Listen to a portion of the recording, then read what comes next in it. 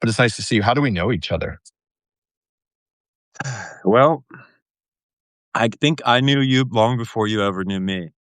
Uh, but my impressions of you were maybe incorrect. So I lived my life thinking that you were the deck builder for Tango Nation, Mhm. and then I started a project about, I guess, a little under a year ago now, uh, to start to do magic history on YouTube.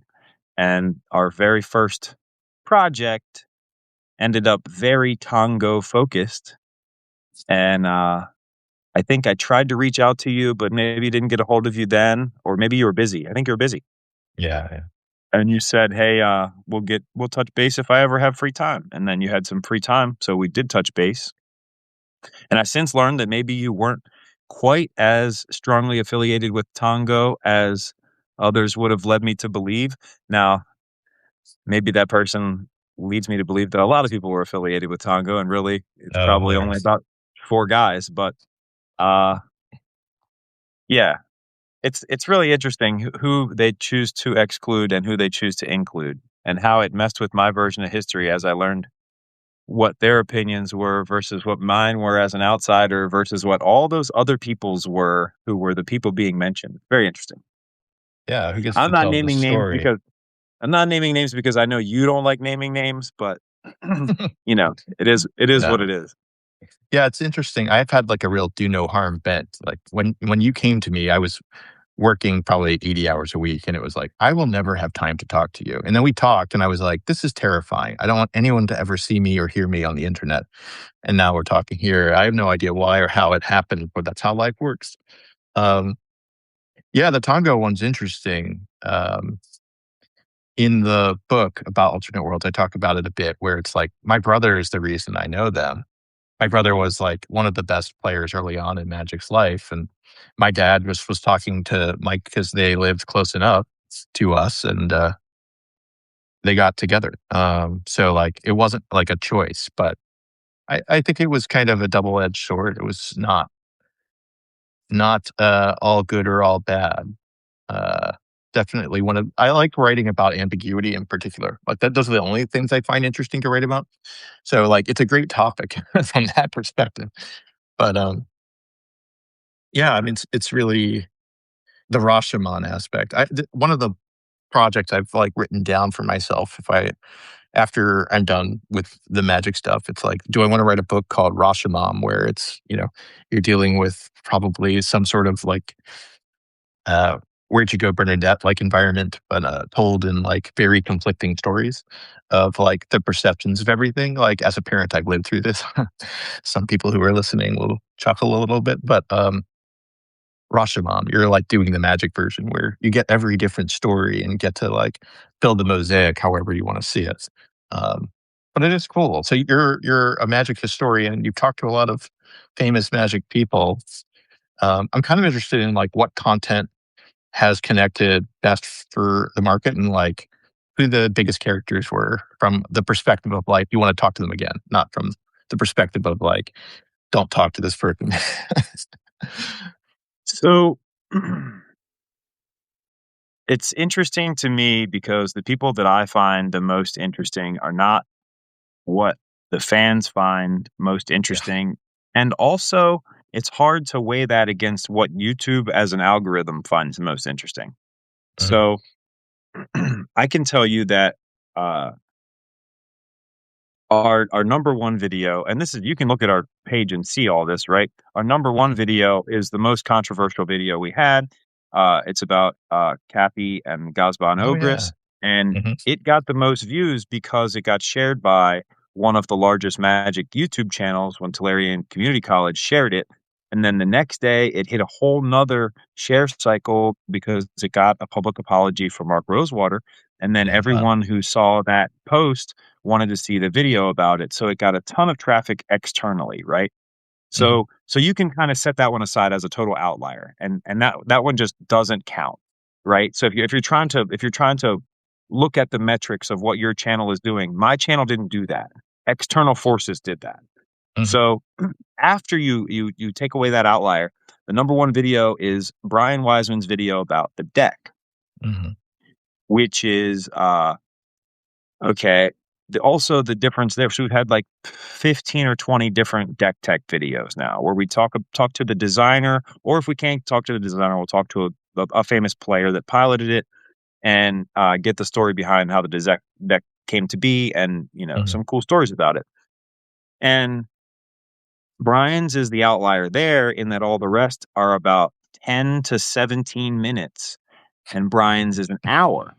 Yeah. So you know that it did the best, but you also know that YouTube wants you to watch that one more. So it shows it to you more times because it's longer and generates more ad revenue. Mhm. So if you take away that outlier and you only compare all of the 10 to 17-minute deck tech videos, then I do uh appreciate the precision here. Like, this is actually the level of, like, specificity that, like, I would want in, like, your shoes. So I very much appreciate these lenses. then it's generally the newest one that we have released is the most Mhm. popular. Mhm. Uh, so yeah, we just released the Pat Chapin video right after we did the Brian Wiseman long form, and Mhm. the Chapin video did very well, but it never passed the views that Brian's had, and Brian's is like still going basically. And it's hard to tell whether that's because people like Brian Wiseman the best or whether YouTube just wants to show that video because it's the longest one. It was really So it's a it was hard. really special back then. It was, like, the topic in 1995, Brian. Like, it was, like he was like Mark Justice, the other really famous person that, like, you've heard about. So, like, there's something about it that just struck the zeitgeist forever. It was really cool. It changed how all of us played pretty much. But you were there too back then, right? But you were younger? So I started in '95 with Mhm. Ice Age, but I didn't play my first tournament until right before my first tournament. Weatherlight was legal. Mhm. So that's late '97, right, or '98, somewhere in there. Mhm. Uh, and I did well from the start. But those 2 years of playing with my friends, I was terrible, and I had no idea what the deck was or anything else. And I would almost say that by the time I found out what the deck was, it just looked like a pile of restricted cards, Mhm. right? And the formats, it was standard was the only thing that you could really play. Like there wasn't tournaments for anything else unless you were going traveling and stuff. So it was just standard for me. So I never needed to understand why the deck was good, so I didn't delve into it.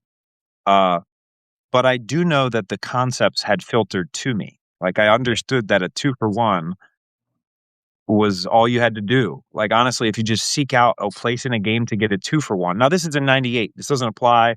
I mean, Mhm. you should still do this, but it isn't game winning anymore. But in '98, if you got a 2 for 1, like if somebody attempts to rancor their creature and you Mhm. bolted in response, you probably just won the game on the spot, Yeah, sure. right? Mhm. Uh, i- if a hippie has to hit twice Mhm. because they ritual it out, right? So that's 2 cards. When it hits you random and then it hits you random again, you lost the game, right? So it's always that. A 2 for 1 is always game. So that had filtered to me because it wasn't automatic. It didn't seem like when you picked up a game of Magic, it wasn't that clear to you that the number of cards in your hand was actually the most important statistic. Mhm. It seemed like who had the biggest creature, you know. But it never matters who has the biggest creature. If your opponent has 7 cards, your big creature is useless. Yeah, Magic was not fun for a long time if you liked creatures. I think, it took a long time. We made the all creature set. We were just like, someone will have to play a creature at some point. Sometime they will live, and then, stop making it so easy to kill them and etcetera. But, it took a while. It was actually funny. I was at Wizards when we decided to allow creatures to live. Um, um, but as someone who doesn't mind control, it was a little hard for me personally to let creatures run around.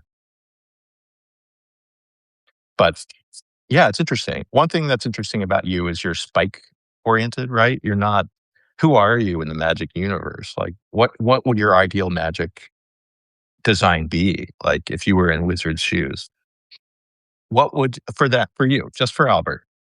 You're like, Albert's special edition, what is it? Oh man. Um, so I am very spike oriented in that I only care what cards do. I don't care about Mhm, their names, or like the universes beyond. It's either cool to me or doesn't matter at all. It could never make mhm, me mad because I either don't care at all what's on the card or I'm like, "Oh, I like this art or whatever." So I think that's super spiky of me. However, once you take me to a tournament, I always try, and someone pointed this out to me. I didn't really notice it until recently, but I never play the meta deck. I always try to play the deck that beats the meta deck.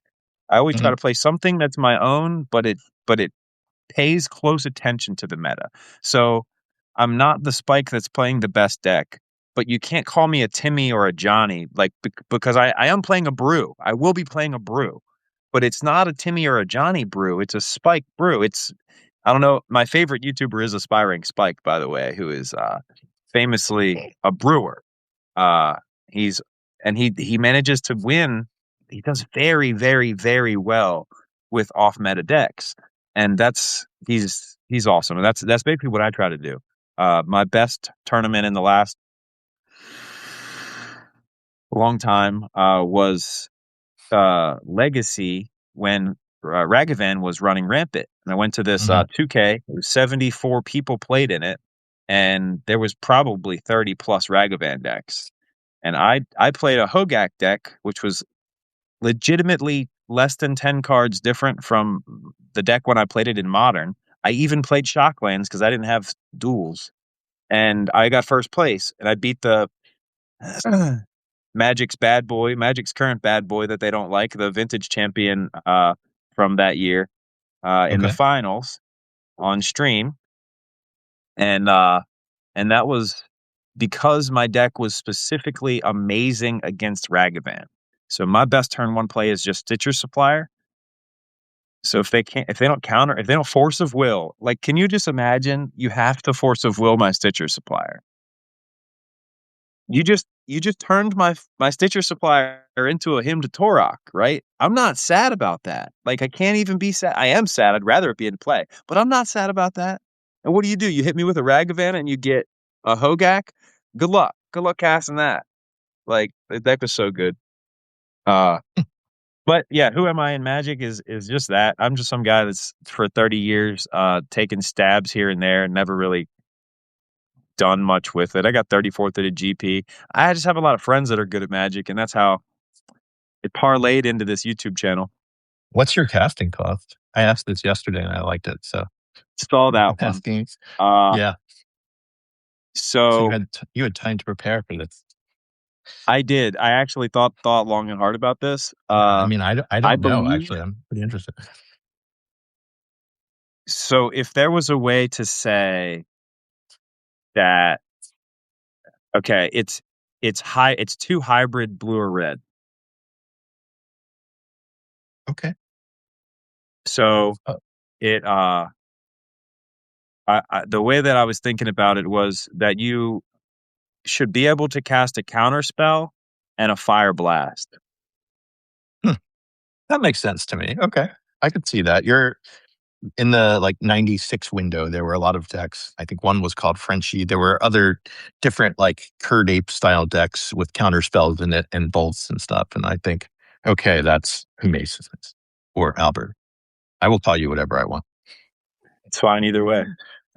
So I was had a band. I was a lead singer in Mhm, a band, and I would be at the end of the show. I would say, "Hey, on bass we have Chris, and on the drums we have Phil, and on guitar we have Matt, and I'm Albert." mhm. And I was like, "Man, I gotta fix that." So You gotta my middle own name it. is Mason. My middle name is Uh, Mason. So okay. we just go by Mason sometimes whenever it's convenient.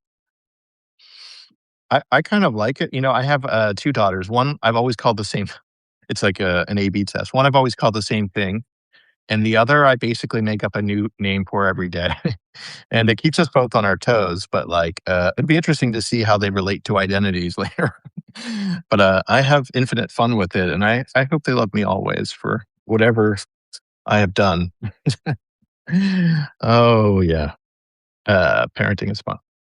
Um, well, cool. Yeah, so you've been doing this channel for quite a while, and it seems like it's going well, and you're having fun with it? All these things are true? Yeah, we originally set out to do one video and see where it went. Mhm, And we had just so much, footage to use after it was done, and so much, it was like extra motivation because when we were reaching out to these people, a lot of them were excited to talk to us. So we were yeah, like, no one does that. just Yeah. just see if it can keep going, right? And Mhm, then people keep saying yes, and honestly, the yeses keep getting more and more, enthusiastic. Like, it was, like, a lot of begrudging, "Yeah, sure, we can talk," and now it's like, "Oh, yeah, I'll talk to you. I liked your video on this and this," and I'm like, "That's awesome." Uh, we have some big projects in the making. mhm. We there's a do you know the channel Hungry on Plane? No, but I know you. I'm, like, So there's another YouTube pretty channel. I'm not on the internet until now, and, like, pretty much in my life. Go ahead. Fair enough. There's another YouTube channel that makes magic history, and we're gonna team up for a project soon, and Very cool. that's why we haven't been churning out videos twice a week because 'cause I've been working on a couple big projects in the background. Mhm, So it's hard to stay on top of all of it and to live. So, but we're still churning away. We're still churning away. And I also, yeah, obviously, and then we're 2.5 weeks away now from the other side project. mhm. Raphael Levy is Oh, coming to the United yeah. States. Yeah, you're a black belt in jiu-jitsu. Raphael Levy, Hall of Fame Magic player, black belt in jiu-jitsu. Like, do you think you're good enough at jiu-jitsu to compensate for the, like, fact that he's an incredible Magic player? Like, how do you prepare for this? Like, there's so much I wanna know. So, okay, How do I what do you pump think? you up? I wanna pump you up for it. I don't wanna pump you down. I wanna start with this as an odds maker. From what I Mhm. just told you about me, okay, my best limited finish ever is Yeah, 34th in a limited Grand Prix. Okay, yeah. I do play online and stuff a lot, and Raphael Levy. What do you think our odds are in a single match, 3-game match of sealed deck? I mean, you know, if the best player has, like, a 58 or 60% chance of winning, I think I played against Raphael in, anti-matches and I think in tournament, and, I would give him 60%. He was actually one of the, like, scariest people I've ever played from a raw, like, cognition perspective. And that's that I wouldn't compete, with him on many things, but I admire that you will. And I wanna know your strategy or your false strategy to give Raphael Levy a false sense of what you're gonna do. Like, think that far in advance. This is your chance to plant a seed in Raph's mind of, like, what to prepare for. So, I also said 60-40. So my guess was that Raph Yeah. had about a 60-40 edge over me. Uh, some people have said that I underestimated him with that, and I think that's a little bit crazy. I think that he has, He's incredible, yeah. they're saying that they think he has more like 70-30 or even 80-20, and that It's just not feels possible. insulting to me. That doesn't It's feel not possible. possible. Yeah. I could crack bombs. Like I'm not a tap. I'm a good player. Like I'm not a scrub. You know what I mean? Like if he went to a pre-release, I'm sure he's 80-20. I'm 80-20 at a pre-release though. So that's not even like how's that even comparable? Uh anyway, so the rules are so we You're do trying to jujitsu psych first. Raphael out. Remember, we're trying to psych Raphael out, not you. Like, we need to build momentum in the other direction. Continue. Okay, so I'm starting with I'm 40% to win in Magic, right? Mhm. With plus or minus the ability to crack bombs because it's sealed deck. Okay. Oh, yeah. Uh now in jujitsu, I'm getting small on purpose, just out of respect for Raf, because I have a huge size advantage on him. Mhm, Uh, I'm at 153 as of yesterday. He weighs 135. So mhm, that's an 18-pound advantage, which I would say generally should give me more than a 60-40 edge in jujitsu. sure. Uh, Now, that's to say if our jujitsu is even. If we're exactly even in jujitsu, then 18 pounds is worth more than 60-40, I think. Uh, he has his black belt longer than me. I think I actually have been training longer than him, or Mhm. maybe similar amounts of time. I just got my black belt a little later. He has competed more recently than me. I have competed more than him. I don't know. We're both from what I can tell, both of us are people that play the bottom game, not the top game. So that's going to be interesting to see who decides to be on top. Uh, that being said, I think if I start with 8 cards, which means that I get a submission in 3 minutes, and say 24 life, I don't think Raf is 60-40 against me anymore. Mhm. I think very quickly I become 60-40 against him if I can have an extra card. Yeah, So that's the goal. did you ever see that video of John Kruk batting against Randy Johnson? You know, Randy Johnson, he like, John Kruk is so terrified, he can't even face face I him, don't think I've and seen it now. no, you're like, don't do it. But when I think about playing Raphael Levy at Magic, and the reason I think people are saying 70-80% is, like, he's got, like, a Randy Johnson vibe to him, like, from his mental game perspective. And so don't watch the video until after the match and you've won it and you're victorious. You can carry around the belt. Do you have the belt with you right now? I don't know. I You have do. a I belt, can right? grab it. Yeah, Yeah. yeah, yeah. Why not show the belt? You have created a Think monster. it's knocked over my shelf behind me, but I can grab it. That's all fixable. See, everything's positive. We'll get you ready for the match. I think, yeah, I do want to. I have a topic for after this because um, I know some things that you might feel good about. Oh, there it is. The magic that got that's pretty incredible. I'd like to make sure that if we do another call that you still have it. So whatever I need to do to support you in this, let me know. That's incredible. It is a magic logo on a belt, and it is exotically ornamented for those who can't That belt see. brought to you by Inverted Gear, who is sponsoring the event. They're providing the geese for Raphael and myself, and they paid for the belt. So if you That's start pretty. jujitsu and you need a gi, then you can get yours from Inverted Gear. So I played against Brian Tinsman, who was also a black belt in jiu-jitsu in R&D in the Future League. And I can say that like all the things I said about Randy Johnson versus John Kruk won't apply there. Like if you play Magic or his new game, whatever, it's the Wonders of the Spark, is that it? Wonders of the First, which I love, Wonders of by the the way. First. Oh yeah. Oh, I wonder if you would have to play jujitsu and wonders of the first. If he was up to the challenge, like I think he's bigger than you from what I can tell from what the internet reveals. But I think you would have the magic advantage. I don't know about wonders of the first though. I I wonder. Yeah, So I think you're saying he was the design lead, but he wouldn't win a limited event? designers were never good at magic. Like they were the worst players. Like it was pretty weird. Like when you think about R&D when I got there, you've got Randy Bueller who won a pro tour. You have Matt Place who won a pro tour. You have Worth who was like top 16 a lot of the time. You have Mike Turian who won a pro tour. A whole bunch of these people, and then you have math PhDs. Like you have William Jokic, who will come on in a couple of weeks. Robert Kuchera was. They were both math professors, and like you have this like the PhD math department and Pro Tour winners.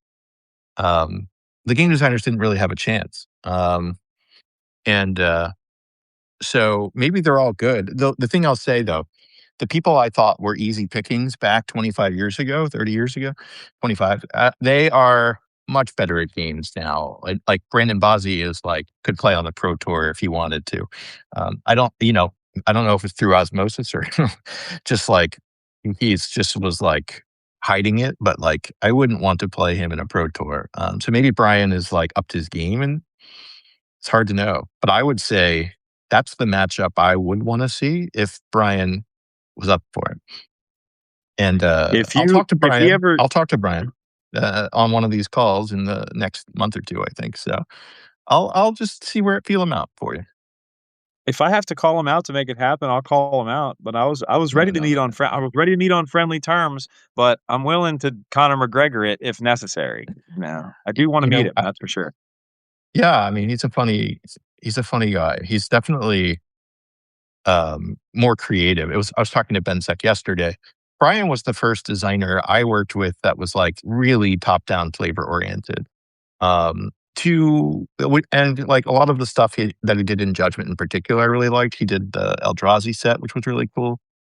It worked sometimes, it didn't work, but when you figured out how to get that to work and the mechanical part to work, that was like, I think, the last 20 years of success, right? I think there were a bunch of people who were like on that train. I think Aaron Forsyth was really loud on that train. I think Devin Lowe was really loud on that train. I would guess Gottlieb, although he's incredibly quiet at all times. So, but I would guess he would have also been really high up there. But Tinsman, you know, you have to watch out for like flavor. He might even act out things like from Karate Kid, just by nature. He'll want to like role play out a fantasy in the battle, not just win. He's not just competitive. He also has style, and that's Did he ever yeah. did he ever try to get you to go to jiu-jitsu? Yeah, he did. He was like, "Would you like to be my sparring partner at Wizards?" They had a dojo, but I don't like touching people. So like, I was like, "Auto no, I don't like people touching any part." So it was I would never have won. Like I don't. I've never been in a fight. I'm a peaceful person unless uh terrible things come to fruition. So yeah, no, I did not take him up. I don't know who he would have fought in R&D. It was an honor maybe that he thought, "Hey, this is the guy I should fight." But he also probably knew he would win every time. Like that was maybe he just wanted to fight someone a little bigger. I'll ask him that. Why me? Like, why not Brandon Bozzi? That guy's in shape. That guy's clever monkey. Why not Paul Barkley? Why not Nate Heiss? Nate Heiss is. I wouldn't want to fight Nate Heiss, but why not? I'm curious. Why was I the choice? I couldn't tell you. Maybe he asked everyone. Like sometimes there's this like undercurrent at work where someone will just act out the same thing with everyone and just see how each person responds. And maybe this was one of those cases. He asked Scaff, he asked Richard, and no one. I don't think anyone ever said yes. So did you fight? You fight in like cage matches and stuff or whatever live matches. He did that for a while. I have I'm retired from all of it, but yeah, I've had a few cage matches. I'm a 0-1 retired professional MMA fighter. Oh, okay. You have to fight amateur first. So I went pro. I was actually retired and I was done with everything. And Hmm. then promotion called me and said, "Hey, we'll give you some money to fight this guy and be a pro." And I was like, "Man, it does sound better to be a pro. I'm going to be retired. I'll be a retired pro." And so Did it? most people get $400 for their first fight to show up, and then 400 more if you win. And they offered me $1,000 to show up and $1,000 to win. And is on a local promotion, so I knew everything was involved going in. I was just not training and not ready for it. I had to lose a lot of weight for it, and got to fight on TV though. And I'm 0-1 now. That's And cool. I That's mean, awesome. yeah, I think it's cool to just I don't know. That was my goal when I started, and I had given up short of my goal. So my goal Yeah, wasn't to be good, and it wasn't to make it to the UFC or anything like that. I didn't start till I was 27. It was for somebody to pay me to fight. That's what it means to be a pro fighter, right? Somebody paid you to fight. Not you sold a bunch of tickets and all your friends came. No, they paid you to show up and fight, and I did Yeah, that. you're making me Uh, think that we should just, like, feel like something is too hard right now and quit it such that we trick the world's mechanism to make it happen, right? I don't there's something it's like, is that gameable? I don't I don't know what I would quit yet, but, like, maybe that's a question for later. What should we just like, "Oh, it's too hard." Um, I kind well of just mhm, realized that I wasn't that great at it, and I was getting older, and I don't what did the goal really mean, right? So yeah, you can yeah, yeah, reevaluate your goals later and realize that what you had wanted, and maybe that's just uh maybe it's just making excuses, but you can realize that you were a different person when you made the goal, mhm. Oh, and yeah, that maybe you've already achieved bigger things than that without getting to that. Like, you had that goal, but now you took over the world in different ways, and that goal's just not important anymore. Like, I didn't I by the time I was a pro, I didn't care that much about it anymore. I already had my brown belt. I was teaching mhm, jujitsu classes, and like, I've always been more into teaching jujitsu and the jujitsu aspect than the fighting aspect. But when I started, it was just to fight. I didn't know that I was going to love jujitsu. I thought I wanted to fight. mhm. And it was 2 years of fighting, and I was like, "I don't really like fighting. I do like strangling people." Okay, let's edit that part out. No, I'm just kidding. Yeah, I'm kind of curious for your channel, like, what your goals are, and also, is there, like, particularly content that you feel like ignoring cost that you would like to create that represents the type of experience that you'd like to ultimately do? I have my own thought on, like, what I'd like to see you do, um, but, it's mo I'm kind of yeah, I'm curious if you even did what's on my mind, which is my own negligence. I'll start, actually. Do you mind if I start? Because, Go like, ahead. is there, like, a Kai video coming where, like, people will talk about, like, a lot of the different stories about, like, his, like, unique take on the game? So Kai Bude was the winningest player from a Pro Tour perspective and, like, had his own bent, and he's had health issues over the last couple of years, but everyone really likes him and has enjoyed playing with him. And so there's this opportunity, I think, to celebrate um, everything he contributed to the game. That's what I would want. What do you want to pull off now that I've given you the answer? So, I'll address that in a roundabout way. Yeah, yeah, Uh, you kind of The way that I've been doing it, uh, is you need an in with each person, right? You need sure. something to talk to them about. I need to Hmm. say, "Hey, I would like to talk to you about Turbo's V," Sure. right? Can you set aside a half an hour to talk to me about that deck?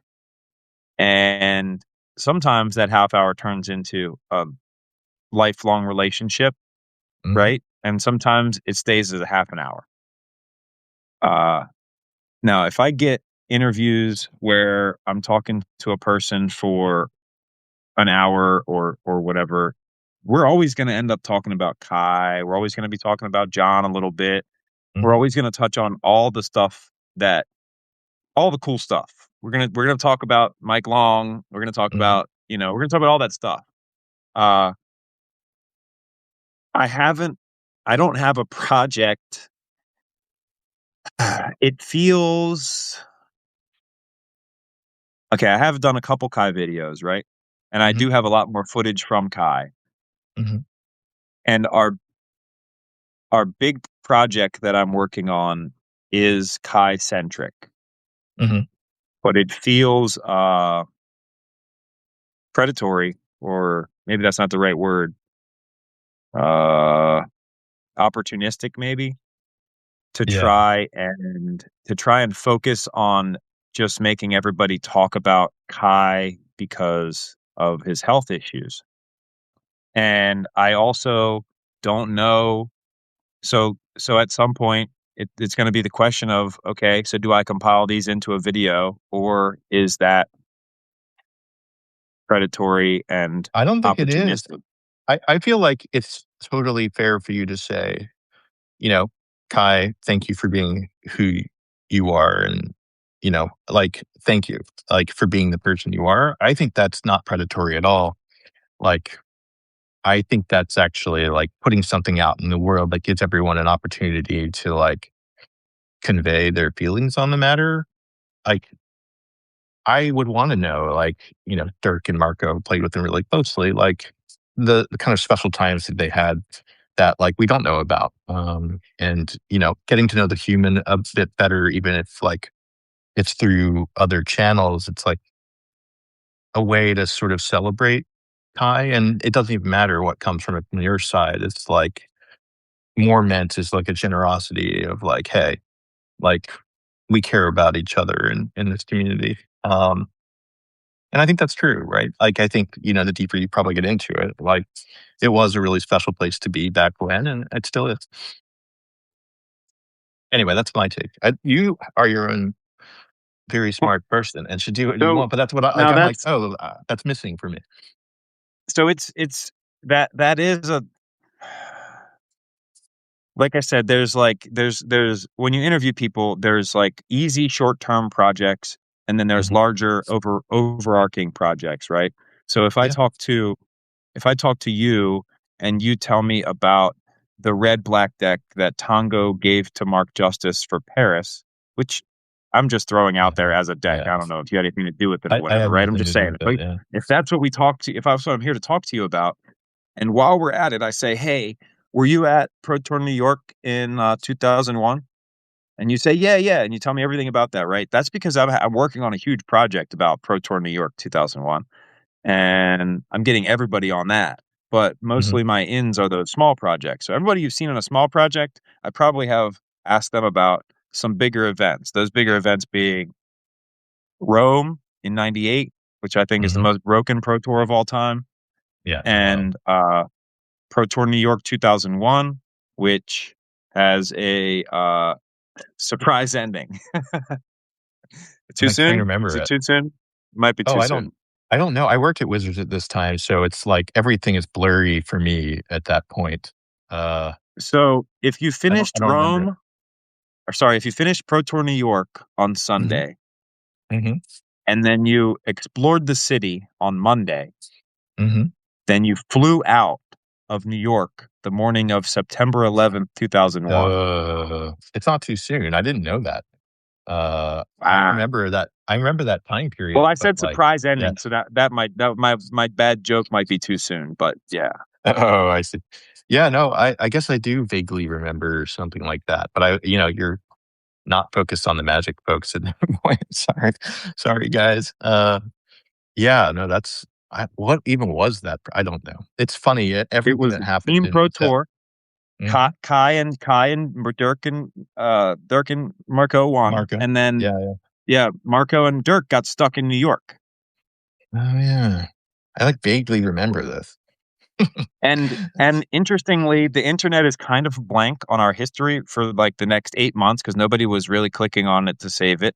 And Yeah.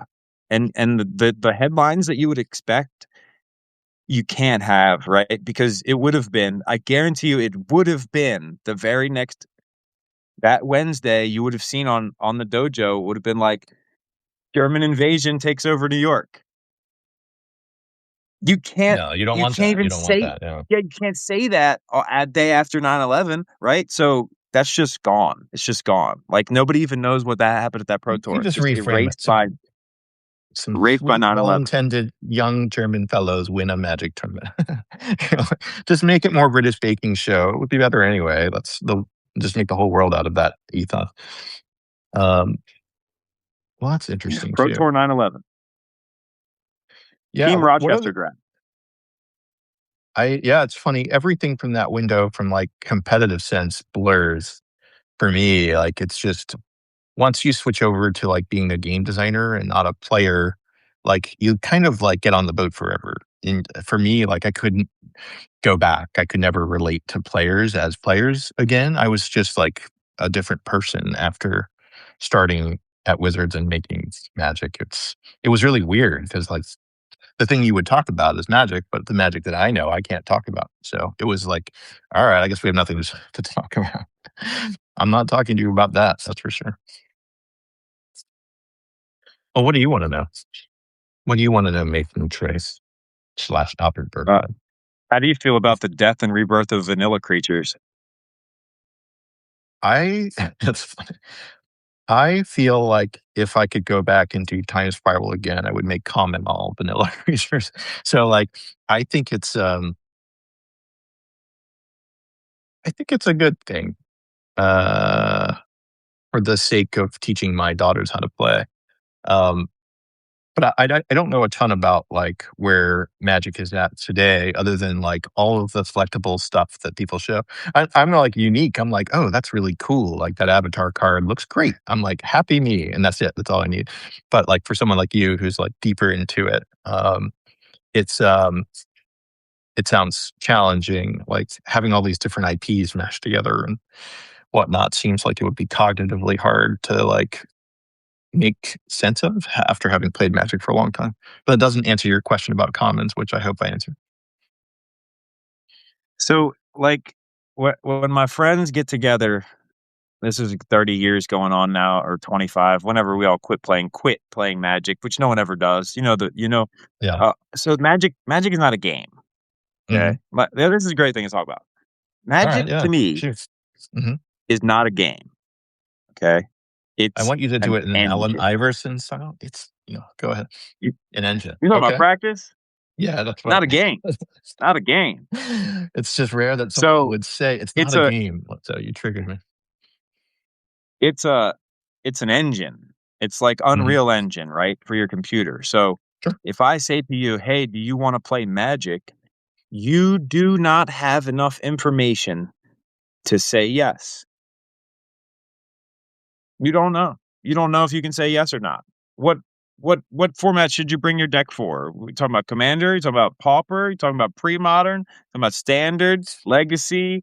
We could go on for days. We could be playing Momir Basic. We could be playing Sealed Deck. We could be playing Solomon Draft. We could be playing anything. These are all games. Those are all games. Yeah, sure. Game modes. Yeah, Magic yeah. is an engine, right? Mhm. So if you ever played Magic, you understand the engine. It doesn't mean that you can play any of those games well, right? But it means you can play them. Mhm. And so you get to a point where my friends group, we all know the engine, we played the game. They don't want the cube to get updated anymore. Yeah, no, I want the board game. This was true 20 years ago. I'm like, I want the same I don't wanna have to learn new things every 3 months. It's like my life can't support it, right? Give me the board game. Anyway, continue. I'm The violently the agreeing with board your game friend. is a cube. The board game is to have a cube and to Yeah. just stay. That's it. You set your cube, and every couple months, you and your friends come together and you draft it, or you can switch up the how you draft it. Even sometimes you can do Mhm. different stuff, but you just play that. Nobody has to sit there and read and try to figure out. Oh, they reworked ninjutsu. Okay, cool. Like, just bring me the cards I know so we can play the game, right? Yeah, yeah. It's Like, if similar every to time what you sat down to play Scrabble, you had to read the rules again, it would be that would be frustrating. That would be I frustrating. mean, the 2 and 3-letter words are basically the rules, like, you I play with my daughters, and I'm like, "Oh, I have to teach you all these non-words first, or you're just never gonna enjoy this really strange word," which I quite enjoy. You reminded me of something Ben Seck said yesterday, which is kind of a counter to what he was saying, but if you don't like the complexity of Magic and where it's gone, just make your own cube and, like, call it a day. You can make it as complicated as you want, as long as you don't care about fitting in essentially, right? And playing at like certain events or whatnot in certain ways. You can always probably have a cube if you have like a community of people who know that experience well. Maybe it's not that easy because there's so much variance in like what's offered. But yeah, I tried playing cube at Finkel's house in New York, and they all played Magic regularly, and I hadn't played in like 10 years, and it was hard for me. It was like, oh, all right. Ryan Monolakis seems to know how cards work still. That's a problem. Um, familiarity with these things. it is pretty important. I think you and I talked about this prior. There's like the Jon Finkel way of playing Magic where you codify rules and just know how to play a game. And then there's Kai Bude who studies things pretty deeply. I found that when I played in competitive events, if I had like 3 or 4 weeks to like sharpen my knives, I would be fine. But if you were like, you have to like go in improv, like, I'm not going. I don't think that's a good idea. So yeah, I don't know. I like your framing there. I wonder I which think one. Yeah. John is the best at the engine of Magic. He's the best Mhm. there ever was, right? He was wonderful. Yeah. But if you pick any actual game and hand it to Kai for 30 days, Mhm. he's the best at that game, right? Whatever it is. So you just hand it to him and say, hey, break this format, then it's Kai, right? He's going to work the hardest and figure out the best deck and show up and smash everybody. But if you just want to talk about, it's just the engine, the overarching system that Magic is. If we're just tapping mana and casting spells and you can't define what it is you mean, then it's probably John. And honestly, our opinions are probably outdated. It's probably one of these new guys, Young but young you'll guys. never you'll never hear me admit it, but it might be. Might be. Yeah, it's hard to know. I assume they have to be quite good at the game. You would assume that like knowledge is accumulated over time, and that um, Wilt Chamberlain would not be the best basketball player today, especially not given where the game went and the fact that he didn't like play defense and etc. Not that John played defense. To be fair, I think John was a better basketball player. I never saw Kai out on the court. I have played with John, and he was pretty good at basketball. That's a topic that hasn't come up at all yet, but like there was an undercurrent of like competitive basketball that happened at a lot of these events. I don't know if you're a It did come basketball up. player. It did come up. It came up in the '98 Nationals documentary Okay. because so Donnie Gallitz was basically calling uh, Worth Wolpert and crew two-faced Mhm. because on the internet they would say that they hated Tongo, but then when we would go to pro tours, they would all play basketball together. Hmm. And I don't think that playing basketball against someone precludes you from hating them. So I guess I understand what he means. Like you wouldn't choose to spend time with these people, but like if you hate somebody because they cheat, then you go play basketball where you can elbow them in the ribs and nobody can say, you know what I mean? Like, I don't Yeah, know. yeah. Donnie was a high school basketball player. He was actually pretty good on the court, but he's also like one of the most competitive people I've ever met. Like he's bizarrely competitive. So but I remember those dynamics. There were some really bizarre, like the Tongo dead guy interaction. Like for some reason, Tongo thought that dead guy was like not fully honest, but I thought they were fully honest. And then, they were all like Tonga was more Machiavellian. They just assumed everyone was Machiavellian. And you have this like really weird, like personality conflict that I never really understood. I've kind of seen both sides of it. And that to me would be a fascinating video if anyone would talk about it. Because like I saw a thing interactive between like Chris Pickula and Mike Long that just never made any sense. Like I don't mention names like in the book about it, but it was like, what on earth like made this bizarre event happen? And I'm sure if Chris and I talked about it, we'd laugh about it. I won't talk So about it. Chris traveled and spent time with Mike before he Oh knew that Mike was a bad guy yeah, and learned it firsthand. Watched him cheat against kids playing in the store, et cetera, yeah. et cetera. It's just And unacceptable, right? Yeah. yeah, it became more personal because they had to play together on a nationals team. So they like for some reason they tested together. And Pakula traveled down to Virginia, and during that trip, Mike made an ass of himself, basically. And I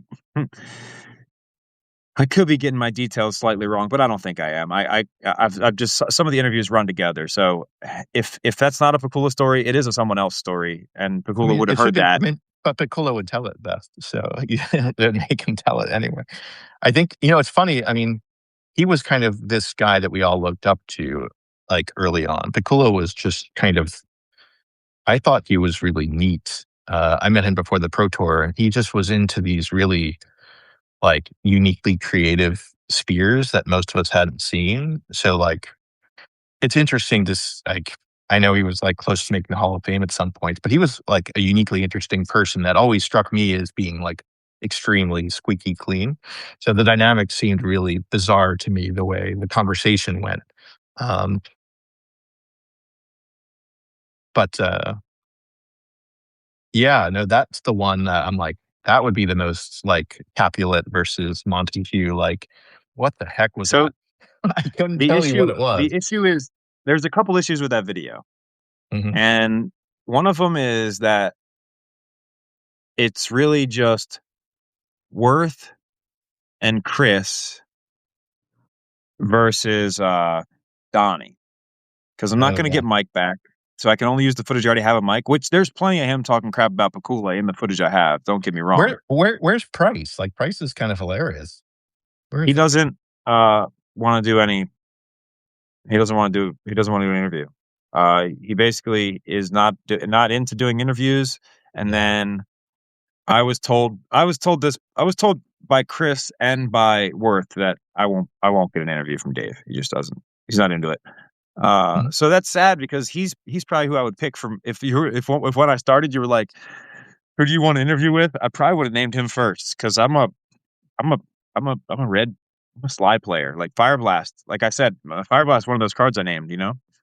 Dave could So and play then yeah, Dave could play anything, but he was so slow as a player. He had to play like Hatred in Red, or he wouldn't finish a match. Um, I actually I played against him a bunch, and practiced with him a bunch. He's funny. I mean, he's just he was fun to have at events and whatnot, and he was dead serious at the same. It was you could flip the coin and not know which event you were going to experience from him, but that made him pretty fun. Yeah, I don't know. I haven't seen him in 20 years. the actual interesting story of the Tango breakup is the dramatic explosion between Layer and Long when the store goes out of Mhm. business and all that stuff. But That was weird. you don't like drama, but the Tango breakup is actually I think way more interesting than the I don't Tango know what founding. happened.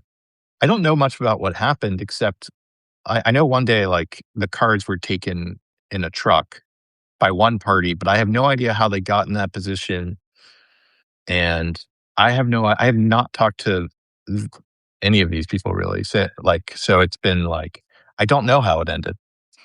So Um, yeah, basically no one has spoken to Pete since then. yeah, No one, we're yeah, no one. Can't find him. I've tried calling random numbers that show up on the internet search when you type in Peter Layer. I've tried everything I can to get a hold of him. Nobody. And I even contacted the End, his old, the End Games is where he was used to be affiliated, mhm. and they said that they would pass a message forward to me.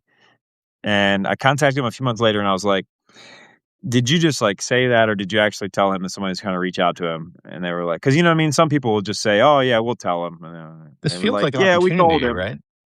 Create some betting lines, like, is what are the odds that Pete Lyer is still in the US? Like, what are the odds? Like, I want you to, like, lay out the countries and, like, put, like, numbers against it, I and think he this is an lives in opportunity. Ohio. I think he lives in Oh, Ohio. okay. Okay. But that's just what my terrible amateur internet sleuthing has gotten me to, and he won't answer the phone. So maybe he'll answer you. Yeah, I haven't talked to him in a long time. I went to Japan with Pete and with Justin Gary, in a strange turn of events, like, there just happened to be room, so I was like, "Alright, man, let's go."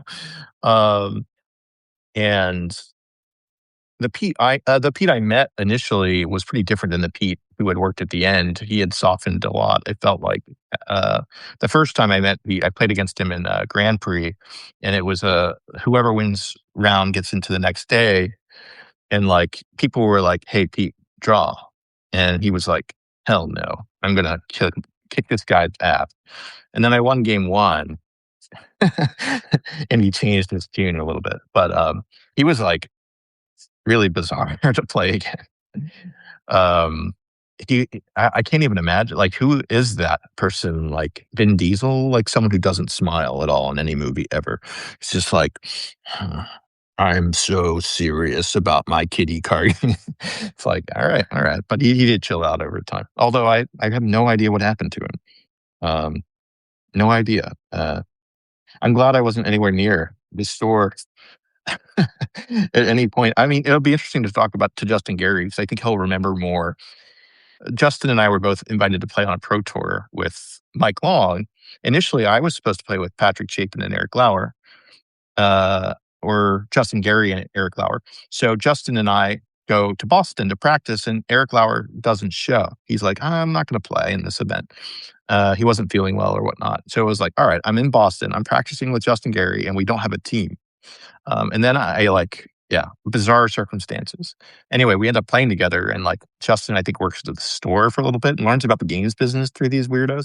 Um, so it'll be interesting to see what he can remember of those times. But like, my memory is just like they were trying to run a game store, and it was in a higher rent area than a game store should be, and they were just trying to make it go, and just didn't. Game business is pretty hard one to be in, especially if you're not like quite rigorous about it. But uh, yeah, I thought they were just mostly trying to help kids and figure out how to make that go. I don't know how. I'd be really fascinated to know why that store started. Why did they think that was like what they wanted to do? Because, yeah, I mean, why did they start a store? This was a dream they shared. Well, from the nationals team side, why did they do it? Was it like out of like a desire to connect to the community? Was it a desire to create a business? I don't know. Why did they do it? So I couldn't tell you. Yeah, so I know the answer from Mike's telling of it, yeah. and his I don't telling of know. it Yeah. is that after David Mills's DQ and then subsequent second place at Pro Tour LA, that they decided that uh, have they needed to make their money without relying on Wizards of the Coast decisions, Hmm. and that they saw what the success that Mike had had, like teaching kids to play Magic at the local game store and stuff like that. Hmm. And they thought that they could replicate that in their own game store and use Mike's image to make the best game store. So they started that game store, but I think along the way, a few different things happened. One, Mike's image isn't exactly what they were banking on it being, Hmm. whether he's a nice guy or not, or whether he wanted to put the time in that it takes to foster that environment with all the children, or whether it's just him telling the story like he was great with children and he never really was. Who knows? It's hard to tell with a Mike story. But eventually you have two guys who co-own a store together and they owe more money to the distributors and to their rent that they don't have. And basically it comes down to like, what are we going to do? And one of them decided to empty out the store. And then Yeah, the other one went into hiding and no one has heard from them in 20 years. they definitely were playing with the kids and like had like a family atmosphere going. But again, it didn't feel like where they belonged per se. It was but I don't think they were. Yeah, I vaguely remember it. It was like, yeah, they had a community store. That's not a very easy business to run. So it didn't work out. I had my timing wrong with like the pro tour, but I think it's a story about like me and Justin like playing in a tournament and wanting to play with Eric is true. Afterwards, it was for the pro tour after the time I played with Mike and Justin. And yeah, I ended up playing with Patrick Chapin and Landho instead of any of them, and I was happier for it. Although I like playing with Justin. He was a really good teammate. Um, hmm, well, that's Did you you have a have lot of interesting knowledge. No, go ahead.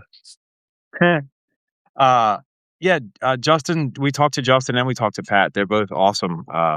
Justin's important for the Rome documentary that we're working on. So you're definitely going to see some Justin soon. Very cool. Yeah, I don't remember him in Rome, but I'm glad he was there. I remember. Yeah, I know CMU did really well in Rome, from what I remember. Oh, I guess there's two Rome. It doesn't matter. The one with, like, Urza's block. Academy, Is the yeah. one. Academy Yeah, High yeah. Tide. Yeah, that was a really fun tournament for sure. Hmm. Definitely broken. I probably Yeah, I can almost guarantee, yeah, I'd be willing to bet just about any amount of money that that is the pro tour with the most first turn wins. yeah, Has to be, right? I'll be talking yeah, I think that's true. I'll be talking with one of the folks who was, like, leading design and development at that time, Mike Elliott, next week, so, you've, like, reminded me of, like, "Hey, man, what happened here?" The reason, like, Randy Bueller and I and Elaine Chase and a bunch of others get hired is because, the game balance aspects just went so far off the rail, um, but like, the creativity that went into making these sets was pretty awesome, and so that might be a really fascinating chat. I'll also, have William Jokic on, who was one of the math PhD professors who, like, was just he was actually the guy who, if you were like, who can hold his own against all these Pro Tour players, like, William was quite good, and he did a lot of the healthy game balancing and design before Randy and I show up, and Henry, I guess. I haven't talked to Henry yet. I should probably reach out at some point, but there's so many people. There's so many people. It's How do you actually keep track? interesting. Yeah.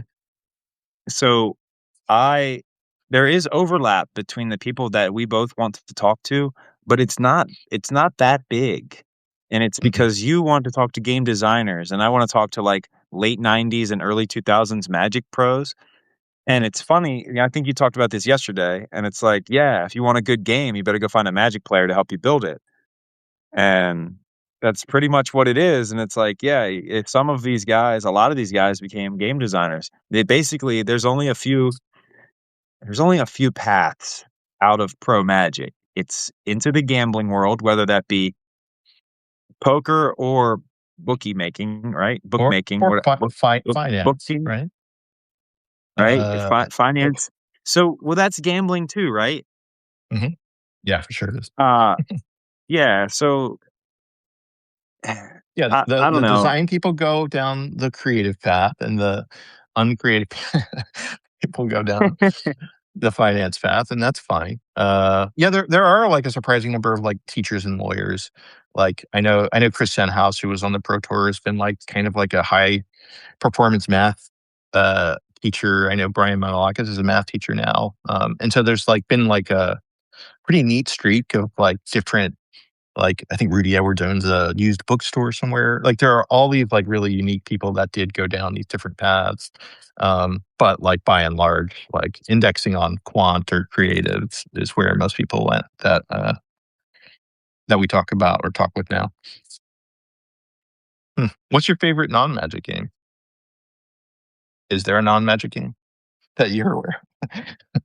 So as of today, it's Wonders of the First. I'm kind of obsessed with Cool. it. I'm actually thinking about booking a flight to Portland just to play next weekend.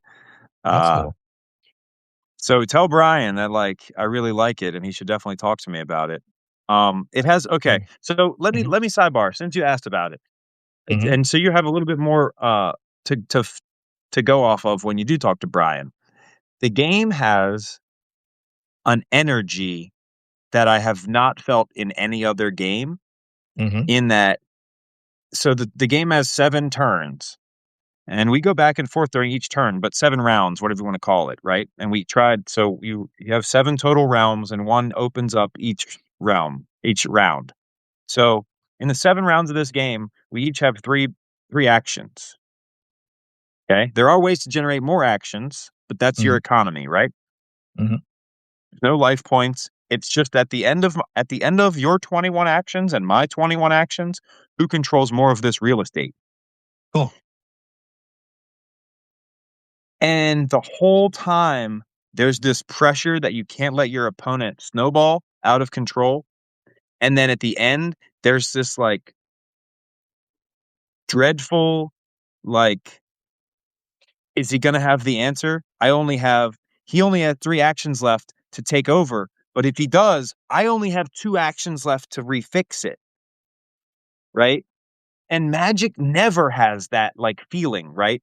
It's Yeah. either I'm dead or we're still playing the game, right? Even at One Life, even in top decking, you're playing against Burn. Even at One Life, it never feels like if he does have the answer, I can only fix it with. There's only one. I only get one chance to fix it back, right? Mhm. And it's really unique in that I've played a lot of different games. Like if you ask me at different times, my secondary game fluctuates through everything. Sometimes it becomes my main game, and Magic's my secondary game. Mhm. It was chess for 6 months, and then it's a video game. Sometimes when a video game comes out, we'll take over for a little while. I like Blood Bowl a lot, uh, which rotates in and out of the cycle. I play Yeah, poker sure. sometimes, rotates in and out. You got to treat to me. I treat poker like a game, though. If I'm not having fun, I don't play poker. Yeah, that was a But game that was but really popular that was, like, so grim. It's yeah, if you wanna have a bad time, it's like the salvia of the drug universe of the gaming universe. You're like, "Let's just, like, make sure that we have no joy for at least as long as we're sitting." if you want to win, then you can't have any fun. That's It the is that's not the fun. rule. Yeah. Yeah. I remember seeing What Dave about Price you? in Vegas. What's your second game? What's your first game? Magic's not even your first game right now, right?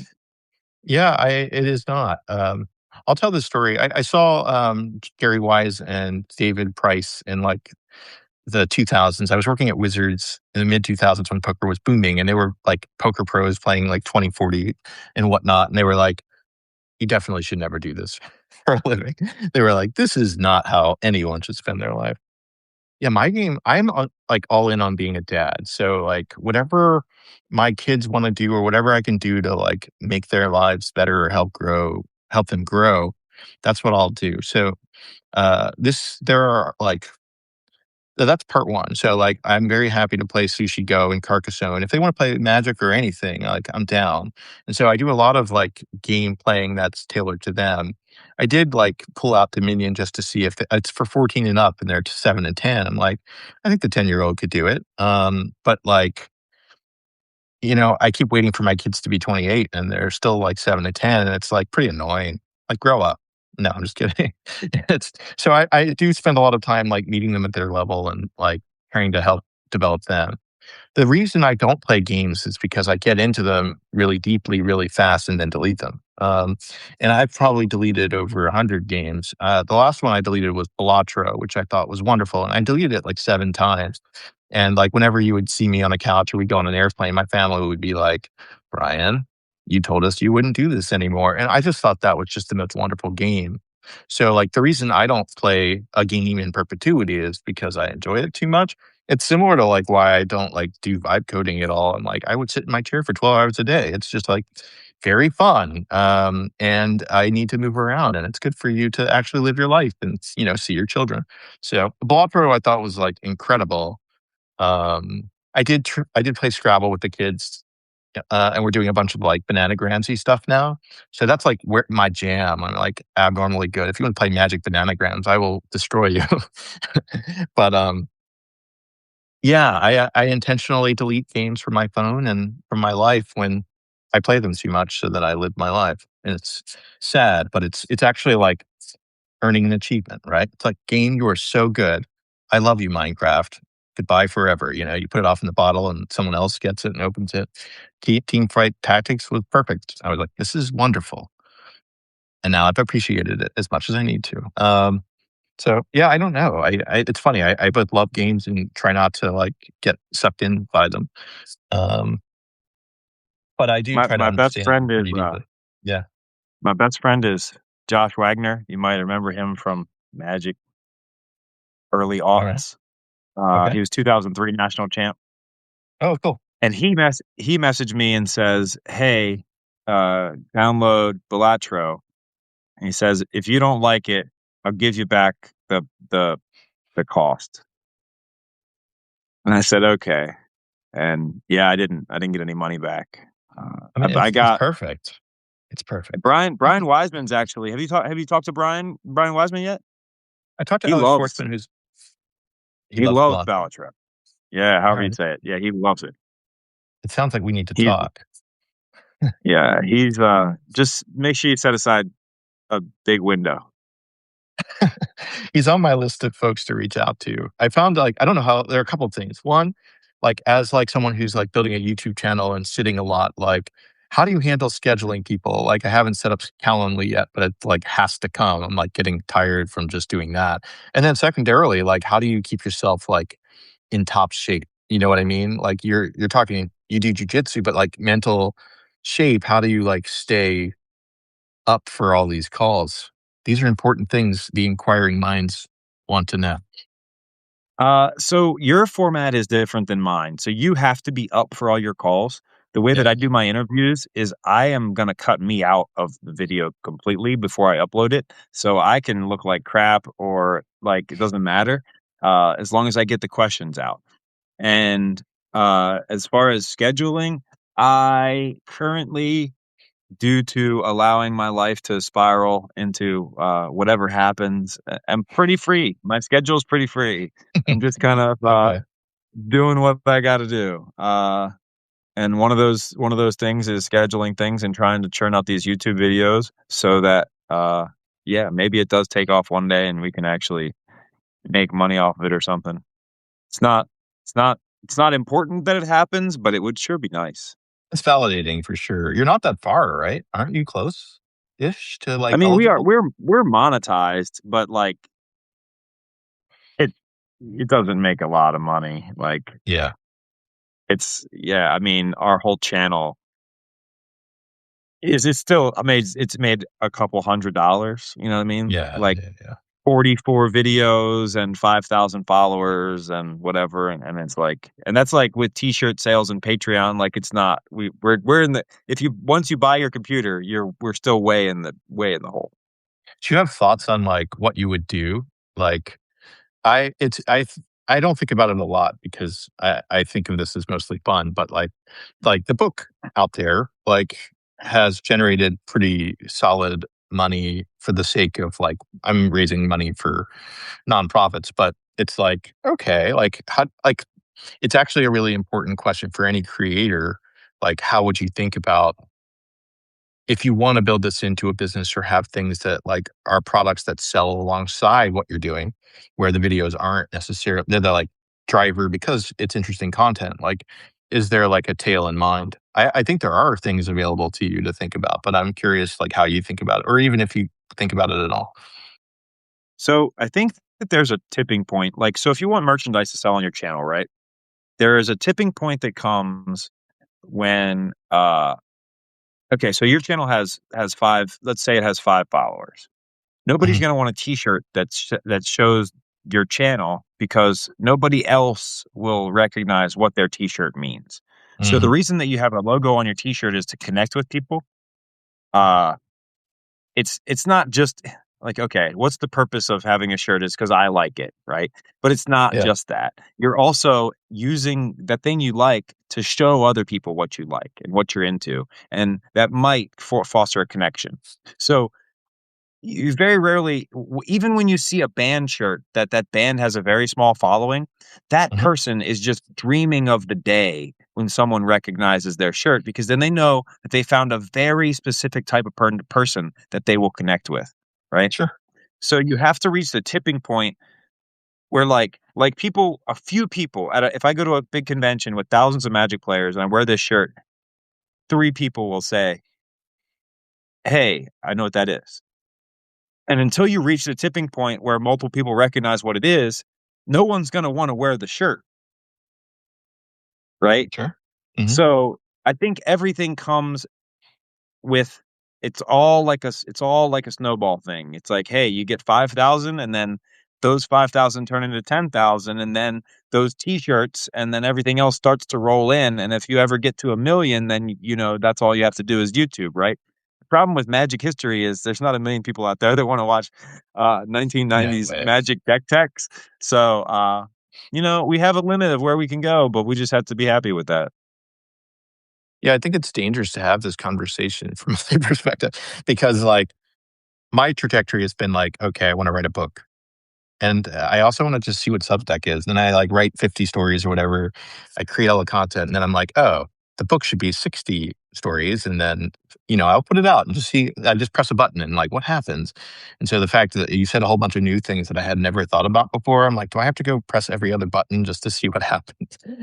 And I don't think so, but like, it is cool that you're out there exploring all these different things. I mean, it would be interesting to me to have like, I don't know how it would work, but like some kind of, how there was that box set from the first Pro Tour, having like all these cool deck people from the old days design like an 8 deck like set to play with would be super awesome, like super cubes or like specific cohorts of people. Obviously, you don't own the magic aspect of it, but like that may change in the next 10 years is possible, right? So that's a really neat thing that like occurs to me. Um, I mean, you're getting all this fodder to write a series of books. I don't know how big the market is for that, um, or how like much you enjoy writing, but like book series are kind of neat. I don't know. I don't know what that is, but it is like people have been interested in it. I think your videos are more better placed to that end, but that ends up being like, do you have to release a movie at some point? That's like something that's like the meta project of like the aggregation. I'm like, Mason Trace or Albert Birckhead, who whichever alter ego, which one's the primary, which one's the alter ego. Um, do you ever like try to release a movie and make it a bigger production and have it show in theaters and stuff? I mean, that's a weird thought, but like I know people doing that and it's pretty cool to watch and go. So we hadn't thought about going that big, but right after we released our first video, Hmm. it was right before Gen Con, and then the Magic documentary won Gen Con. Hmm. And you might have thought that that was a very interesting story. I did not. Hmm. I think that they won Gen Con on production value. Sure. It was highly well produced, but the story was not compelling, like at all. Uh, so I kind of wanted to win Gen Con, Hmm. but I don't know if I can win in an environment that cares so much about production value and so little about the story. I mean, to me, like doing a Rashomon style movie sounds like kind of incredible with the community. If you can find the right person to make it about, right, or the right event to make it about, your nationals video kind of approaches that, right? Um, but there is, how do you capture the zeitgeist of this community in a way that like feels connected to the community today? Um, hmm, I don't know. It's Did fun. you It's see fun that? to, yes, go ahead. There was like that Netflix show uh, where it was like a fake documentary about a high school where it's like there was like a vandal in the parking lot, and then they were interviewing all the high schoolers and getting their perspectives on the Hmm. thing. I can't remember what it's called. Making a Vandal, maybe, or I remember the framing. It's not making a American murderer. Vandal. It was making, yeah, it was some around, it was making a murder. It was making fun of that, but it wasn't Hmm. a murderer. It was about vandalizing the parking lot. And I had originally wanted the documentary, the 98 documentary, to kind of have that feel, Hmm. but I don't know. It never got unserious enough to be funny. And I think to be funny, you kind of need either people, like, unless you get yourself involved, then you have to have the people have to tell a funny story. Like, I can't manipulate the story that they told to be funny. I can just put it in the best order. And I think if you watch the original cut, the hour and 40-minute version, there's Hmm. some funny stuff that I left in. But if you watch the director's cut that I just put out not too long ago, that's like 45 minutes long, there's nothing fun in there. We're just telling the story. And I don't know what's better. I do know that people don't want to sit there for an hour and 40 minutes as much as they'll sit there for 45 minutes, right? Although Yeah. the credits in the original was probably the most popular part. Everybody loved the credits. I'll send you a link so you can check it out if you don't know what I'm I'll talking check. about. I'll check out the credits. Yeah, you're reminding me of this conversation with Alex Schwartzman about the future of micro content and how stories will change based on the fact that we're you know, I mean, you see it all over in Asia. In China, there were a ton of a proliferation of like soap opera shorts with long form series, and now everyone's copying that because that's how we do things. Um, but I don't know. This doesn't. I don't know that these stories convey very well in snapshots unless you script it pretty literally, right? I don't think that's like happenstance. You kind of have to have a very clear idea of what you want said in sequence to make it sticky. Um, hmm. Yeah, you're in an interesting spot. It's fun watching you go. I don't know what is coming next from your side. I think you initially like reached out to talk about deck stuff, and I don't know if you care about that anymore. I do always so that's like I said, that's kinda what keeps the channel going is, like, putting out these Yeah. deck techs. If you is that's not the best word because it's not tech. Hmm. It's 25 years old. Tech is not the right It's word. But, behind yeah, the these deck scenes. histories or synopses or whatever they are, I do want every deck that has a name to have Hmm. video, right? Uh, I just feel like they all deserve it because decks don't have names anymore. Now every deck is just Boros aggro. Whatever they named it. Yeah, Yeah, it's it does not feel.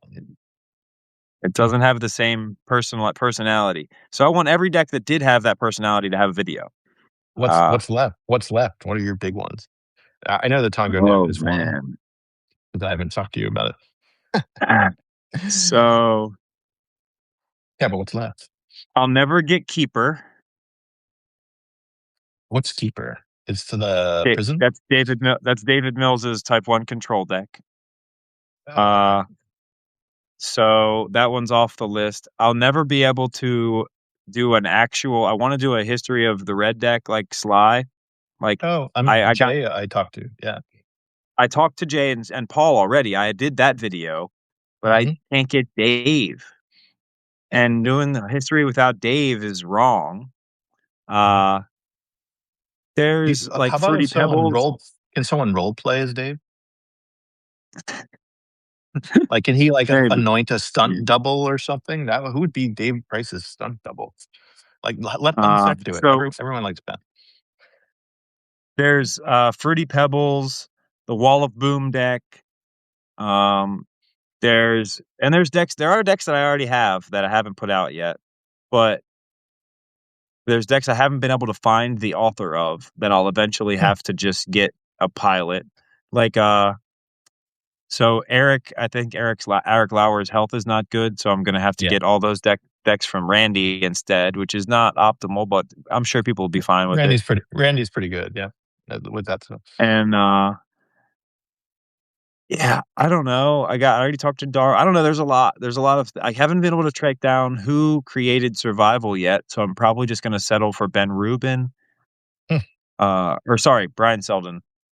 Brian Selden. Uh, Yeah, because he won worlds with it. So if we can't find who created it, we'll just find a world champ with it. Finkel was Um, really deep into it too. He was very deep into Rexer. and if you so John doesn't remember shit Hmm. as he didn't need to.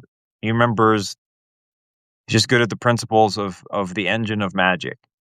So he doesn't remember nothing. Yeah, yeah, yeah. He only played constructed to qualify him for the next limited pro tour.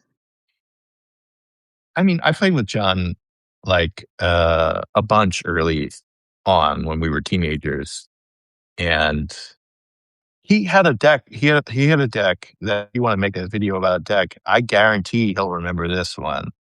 He had this deck that tried to take infinite turns. It's called Final Finkel. And I think he went like 0 and 6 or something. It was really hard to watch. But Final Finkel, he tried to take all the turns in the world, and like it didn't quite work. He was pretty neat in Type One. He would play like a Weissman style deck, but with like 4 Hymn of Torok. So like he was like pretty interesting back in the day. He definitely could build a deck and like knew what he was doing quite well. Um, So what is that like? he, Rouse Digger Time Warp? Yeah, I mean, it was Final Fortune was a card at that point, so it was time walking. It was you die at the end of turn. So like you get a time walk, but you'll kill yourself. But if you kept doing it within that sequence, you never died. And so yeah, it's Final Fortune from Mirage. And so he tried to run the gambit. I have my own terrible story like that. Take another turn after this one, you lose the game at the end of that turn. So he would just try to like take infinite turns. And it was really funny to watch him try to pull it off. I give him a lot of kudos, but I don't think it worked. In fact, I think it definitely didn't work, is my memory. But he should tell that story because it was pretty funny. It was pretty fun. He did quite well a lot of the time, but that was one time especially remember. Um, but back then, you would play for fun, right? It wasn't you just play for money or play for Black Lotus or whatever. I remember like Elaine Chase being there. You'd have Paul Firker and Ted Kaplan from Philadelphia. Those guys, like, it's been like, how do you fit them into the story? Because Firker was like a top player for a long time, but like, where's I haven't talked to him in a long time. But he was like someone you would fear at a tournament. He finished, I think, third in a pro tour, um, and it was a really fun environment. Like people did have fun back then, trying to do really weird things. It wasn't just competitive for sure. You try to do both. You try to beat people with something weird. You don't just Yeah, yeah. You want to win in style. Like I was big on this Browse Island Sanctuary deck when Necro was going around, and I was like talking to Piccola on the phone, I think, and I was like, dude, my brother and I are playing this, and he's like, there's no way this thing is good. So I go to Ithaca and we play an event there, I think in Syracuse, and like I go 2-2, but it's like every match is a slog. And so in like the Dave Price spirit of like, man, I don't want to sit somewhere for like hours playing a match out. I'm not fast enough. Like I just switched to aggro, necro after that and moved on. But like, you get these weird like moments of like, hey, maybe I found the spark, and then Final Finkel or Browse Island Sanctuary happens, and you go back to the drawing board, or just you know get back to the pond, which is yeah, people don't like Sensei's Divining Top. Imagine Browse. I hate that card. That was an annoying one where we knew we needed to put a top on it. This is a weird facet that no one, I'm sure, talks about, which is that each designer and developer, they're all designers basically, are trying to get their own cards to be successfully printed in a certain way because they think it's fun and neat, and it, actualizes them in no way, no real way. But they all, felt that like, um, this desire to try to trick the system instead of make the best game as a group.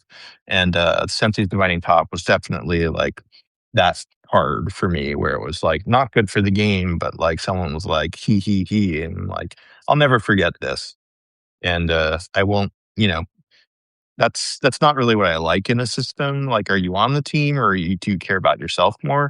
And in general, I prefer to work with people who are more interested in the team, but not everyone's wired that way. Again, you don't get that simplicity of like running a group. Um, Everyone has their Carmelo Anthony. No, it's like Phil Jackson's like, this Carmelo guy is the one I would never want on a team ever. But you have to figure out how to make it work. Anyway, memories. It's complicated, yeah, to make decisions as a group like that, and all these, and everyone's a really great gamer. So you're like, man, this is. Are we trying? What are we playing a game while making this set? It's like this political intrigue type thing. That's So there's a um, lot of politics in what cards get make it to print. yes, absolutely. But it's not all bad. Um, I think humans like have required politics to make any decisions at all, with that don't end up in violence. So it's just how people work. If you have 30 people talking all the time, trying to figure out how to make things playing contrarian, often to, devil's advocate was frequently played to make sure that we were thinking things through on all sides. Like you have to be able to see all sides. This is something like, have you read the book, the Vanderbilt biography? It's not. You shouldn't read it. You should listen to it. But I thought the Vanderbilt biography was like abnormally good for one of these business tycoon biographies. I thought as a character, his story like if Stephen Jay Gould went after him and like will play, he was like playing his hand and had a different perspective on how the world would work, like he would at least appreciate the difference in point of view and appreciate that each person was trying to win. And then he'd figure out how to win. But like he didn't get frustrated by that. He was like, oh, yes, of course, all humans would want to like play the game as if they were trying to win it. And I thought that was like a really mature way to handle these political situations where you play the game based on the rules of the game and you don't get frustrated by the people's motivations in it. So, like, I thought there were a few things in his profile that are uniquely different than like other tycoons, where like his like attempt to succeed was like differently motivated, I think, than like an Andrew Carnegie or a Stephen Jay Gould. He had a different level of like appreciation for people, and uh, yeah, recommend. I recommend it to you, Albert Birckhead, not to your alter ego, to Albert It sounds like Birckhead. in Ender's Game where he talks about how before he can beat his enemy, he has to love them. He truly understands them and loves them and empathizes with them, and then he can crush them. Yeah, that sounds nice. No, I'm just kidding. It is better that way, right? At least you appreciate what you're doing. It's about You, you, Raphael. I love you and I empathize with you and I yes, understand what it's this like is to what be we you, needed. I but wonder what. I must crush you. Are you gonna do a video with him beforehand to like kind of like plant some seeds of doubt or anything? Like, that's a thing. Why not? I mean, are you gonna do a chat with him beforehand? He's a. Yeah, so the day of we're gonna have I have Brian Wiseman's gonna come out. I Mhm, have Brennan McKay. I don't know if you know Brennan, and they're gonna do commentary. So they're gonna interview both of us, say, hey, what do you think? What do you think? And then we'll have the match. And I'm gonna get that everybody that comes to watch is just gonna sit along the corners and record it from all the different angles. And then everybody can email me their videos. We'll play Magic. We have a camera set up for that. We go back and forth, Magic, Jiu-Jitsu, Magic, Jiu-Jitsu, Magic, Jiu-Jitsu. And then everybody will send me all their stuff. I'm going to go home, compile it all on my computer, and probably spend the next 4 or 5 days doing nothing but editing mhm. and try to have it out by the following weekend so that everybody can see me Yeah, I feel like retain this is your Jiu-Jitsu. opportunity to really like go in bragging and psych it out. We could certainly uh let let Raphael know what's coming, which is probably a Now, gentleman's game. Oh, I do feel like I'm holding the belt for Raf right now because mhm. if you're just saying that if you're a Brazilian Jiu-Jitsu black belt, like I don't have any claims to it, right? I'm a black belt and I play Magic and I You're a invented the former sport, right? pro. You're a former professional. Right. But guess what? I'm not in the Hall of Fame for anything. Mhm. So since Raphael is in the Hall of Fame for one of these two things, I feel like it's default to him. So like if I got struck by lightning tomorrow, I assume that someone should ship him the belt. You know what I mean? So, I'm just yeah, holding it for him. But on February 1st, it'll be mine. I know what to do because I saw Eric Lauer do this. So Eric Lauer, I worked with Brian Hacker for Worlds. He was like, "Hey, man, I'll give you a cut. You will work with me." I'm like, "All right, sure, let's do it." And so Brian, we were trying to figure out. We built a humility prayer deck that he did really well with in the block format, and we were like, "Do you want to play red, white, weenie, or recurring nightmare in type 2 or whatever that format is now, modern or whatnot?" And he played White Weenie and went like 5-1. He did well with it, but it was not like the right match. He had a terrible matchup. So Eric, like sensing that he was playing White Weenie versus Rexer or recurring Nightmare and Survival of the Fittest, like Eric intentionally lost all the practice matches so that Brian would feel good going into it. So I feel like you and I should do like a test run of this Brazilian jiu-jitsu, but you ignore everything I just said. Like we'll just do it. And that way you'll be at least 1-0 going into um, the event. I haven't played Magic in a long time and I'm not in shape. And I'm certainly not a black belt in jiu-jitsu. This will give you the confidence you need to win. Or you can do it I with your don't know that flower, I've ever but been accused of lacking confidence. Uh, I'm trying to hold back, so I don't want to be oh, disrespectful to okay, Raph okay. because Raph is in addition to other things, Raph doesn't have to do this. You know what I mean? So I don't Mhm. want to talk too much smack. Uh, I am bigger. He's given up some weight, and and you know, we're sponsored, so his travel's all paid for and everything. But that being said, he didn't have to do this, so I don't want to be too disrespectful in Oh, my no, smack no. talk. Oh, If Raph and I were like if we were best friends and I knew that I could talk smack and nobody would get their feelings hurt, then I would be fully on board. I think you're doing it right because I think my memory of Raph is like if you did say something, he would use it as fodder for the match. He's like the Michael Jordan style competitor, someone with elite Took that skill who personal. knows how to motivate himself. Like you're doing everything right. And now that I hear myself, I will never challenge Raph to play Majitsu. Like he has too much like reason to want to win. In this case, it might be fun. Well, I hope So you have I the most fun. Yeah, go ahead. the crazy thing with Jiu-Jitsu is it sounds like it's half and half, right? Mhm, And it's actually in the rules weighted more towards magic being important, right? Because whoever wins magic wins.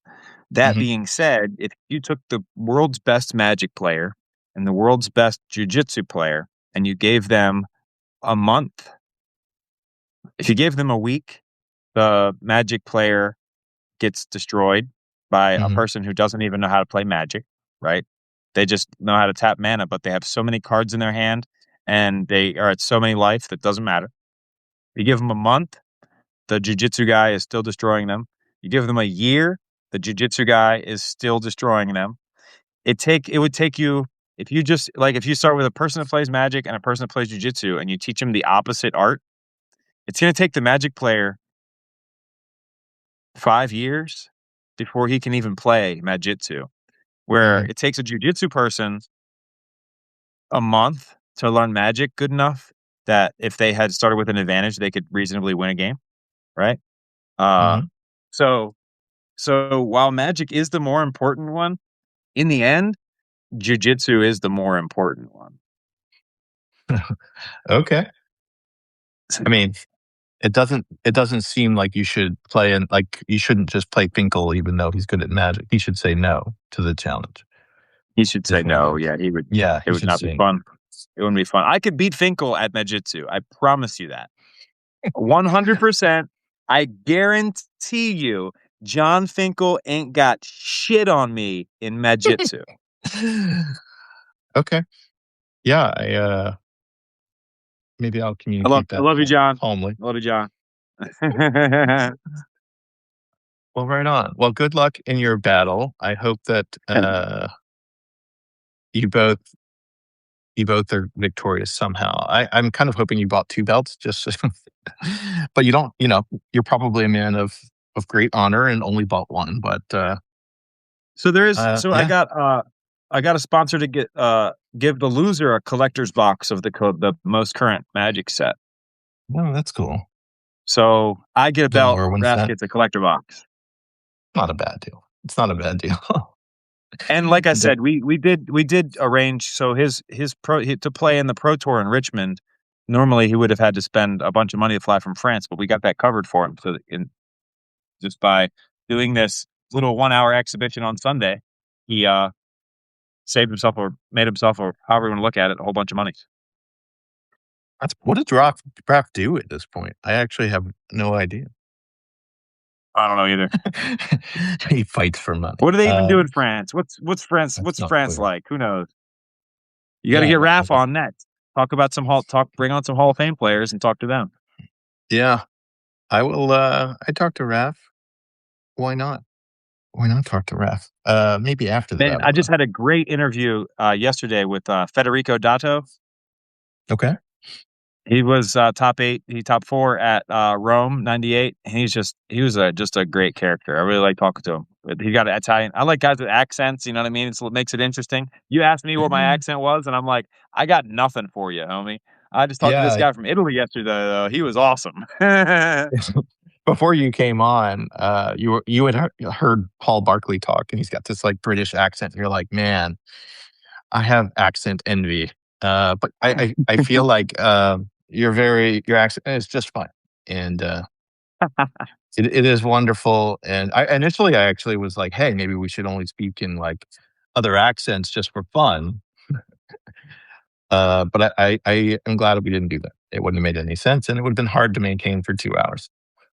It is hard to maintain. We did it one time in Iraq on patrol.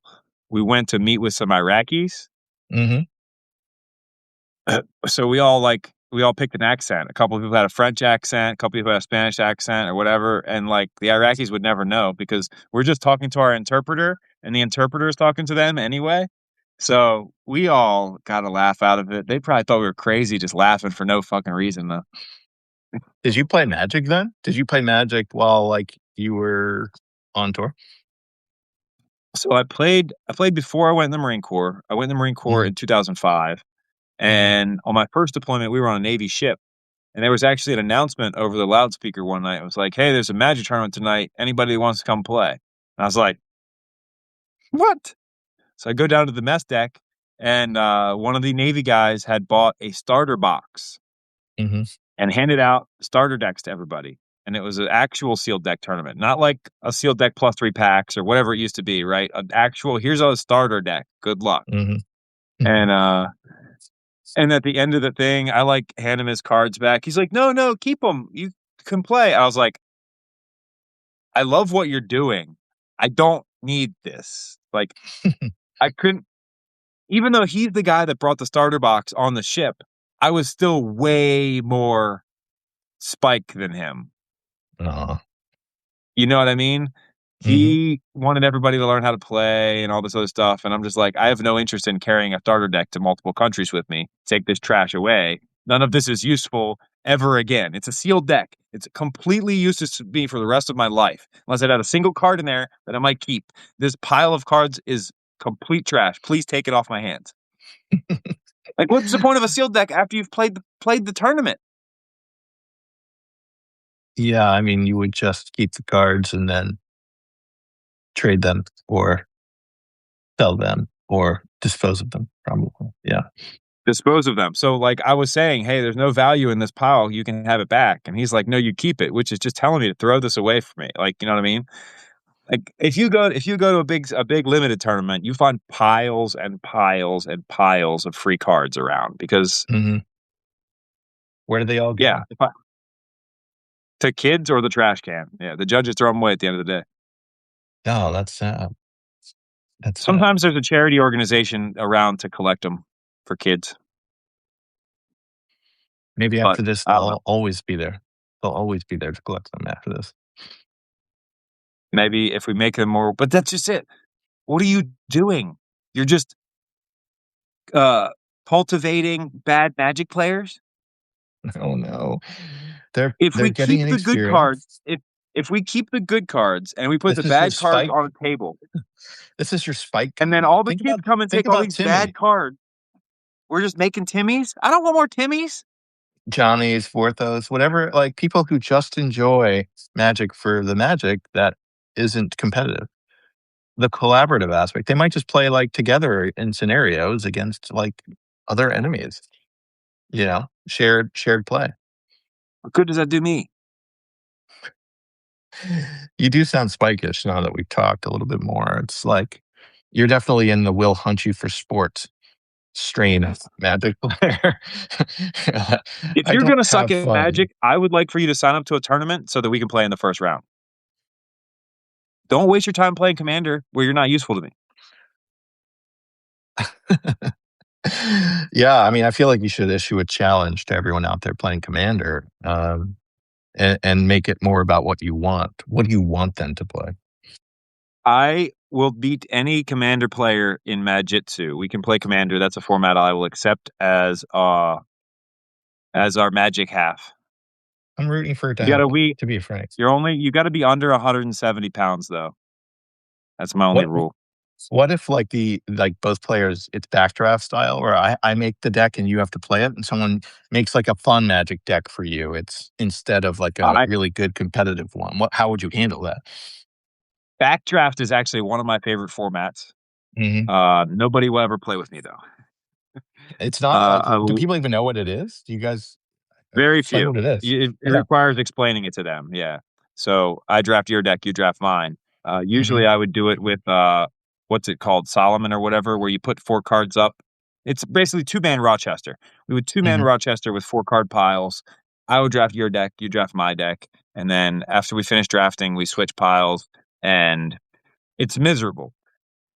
Nobody likes miserable magic.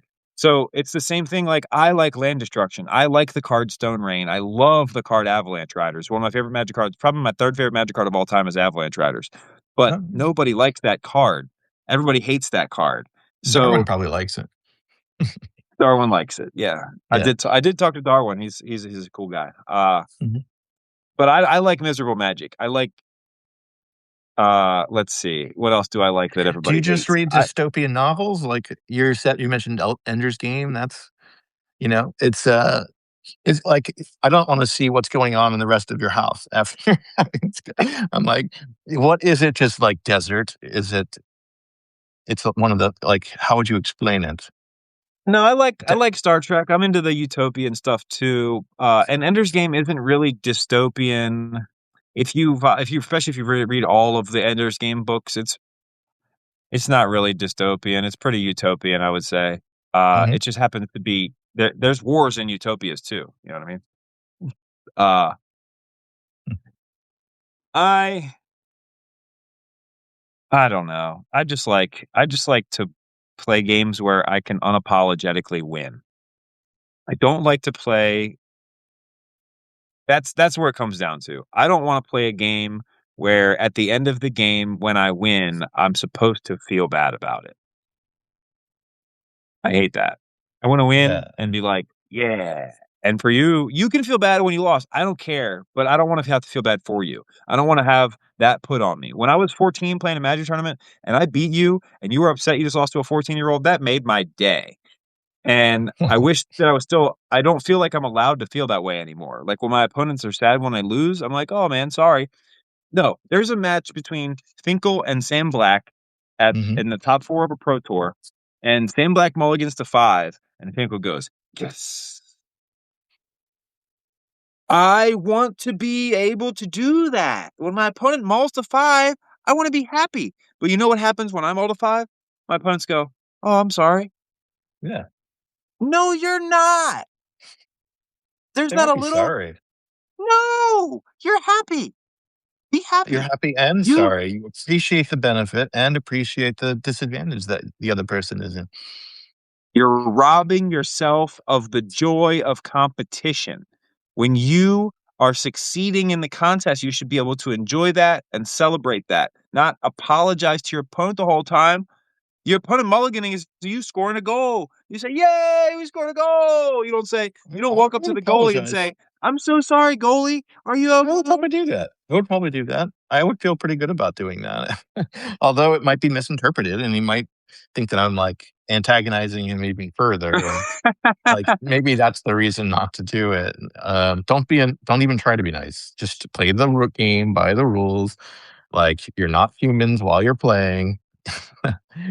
Um, yeah, I don't yeah, who knows? Humans are not all uniform, that is for sure. We do not all cheer when Sam Black double mulligans. I would not appear, but, yeah, I can't say. It's interesting, a lot of the people I knew in, like, the '90s, like, the people they were later in life, I'm like, I don't fully relate to whatever evolution happened in your life. I can't fully understand your mannerisms and why you do the things you do. But people who sat at a poker table a lot of the time or people who, like, have been dealing in highly competitive spheres, like, they do weird things relative to, like, people who didn't do that, right? Um, Gaming warps you. Competition warps you. It has warped you, Albert Birckhead. No. Been warped Um, by many things. haven't we all? We're all like absinthe casks of various different stripes. May the gods drink us and enjoy our folly when we're no longer here. Um, hmm, well, all right. You're not going to Vegas? Magic Con in Vegas? When's that? May? Yeah, I'm gonna go with my daughter and my I dad. might. Yeah, We'll I'm see. trying to get my dad. Can you get my dad on here? I'm trying to get my dad on here. He's like the most elusive. He's even more elusive than David Price. Maybe they both come on at the same time. We all went to So far, Origins together along like 31 years ago. We were all number one most like, elusive is Layer. Layer and then Price. Because wow. Price actually gave me a no. You know, he told his friend no, but Layer is unfindable. If somebody finds Layer, that's Liar, maybe how you say it. I don't know. If somebody finds I mean, Peter, that would be awesome. I'm leaving Pete alone, but like Price, I'd talk to Price. That guy's pretty funny. Uh, but I don't know what I would talk to him about. I don't know that I would talk to him about anything that you would talk to him about. Um, yeah. I mean, I would. I just remember him Kurt from like Scroll. 31 years ago. No, I mean, I know him from like before the Pro Tour. So it's like Mm. we're all in our transitioning phases. Like he had long hair at some point, and so he's like a super interesting, funny guy. He's a wonderful laugh. He's denying and depriving us all of like having that laugh with us in perpetuity. Anyway, it's you're making me sad, but maybe that's I'll add him to the list so that I can get rejected as well. Please, Yeah, but it's been so long. please I don't know get in there. what happens to people. What happens to people? Oh, Yeah, that's the difference between like chess and magic. From like my dad's time, he played in the '60s and '70s and traveled around a lot and met people. And when he goes to like tournaments or he goes to the U.S. Open, he'll see people he knew. But they didn't have the internet back then to stay glued, so like they wouldn't have seen each other for 20 or 30 years. In this case, it's actually like quite odd that you haven't seen some people that you could have stayed connected with that like they're not there. Um, that one's you, that one, it's kind of I give them kudos for going off on their own and living life the way they want. you remember that movie Searching for Bobby Fischer? Yeah, I've tried to watch it with my kids 1,000 times, but it scares them. They don't like competition or like the weirdos in the park. So I'm pretty sure that once my daughter goes into Magic Con, she might just be like triggered of that movie. But people probably So that think movie is never. based on a true story about this kid Josh Waitzkin, Mhm, who was U.S. teen champion or something like that at like 16. He was like U.S. champion, and mhm, then he quits. He quit chess. mhm. You know what he does now? He's a fighter, right? He's like a Teaches jiu-jitsu guy. teaches Brazilian jiu-jitsu in New York City. He has a gym with Yeah, Marcelo Garcia. yeah. That movie is. I actually reference it still like a lot of the time. Don't move until you see it. Is like very much like easy to appreciate, but it's crazy to me. Like I love that movie, and maybe my kids are ready for it. Like it's one of those things where you want them to like it, so you show it to them too early. E.T. I showed my kid like 3 years old. E.T.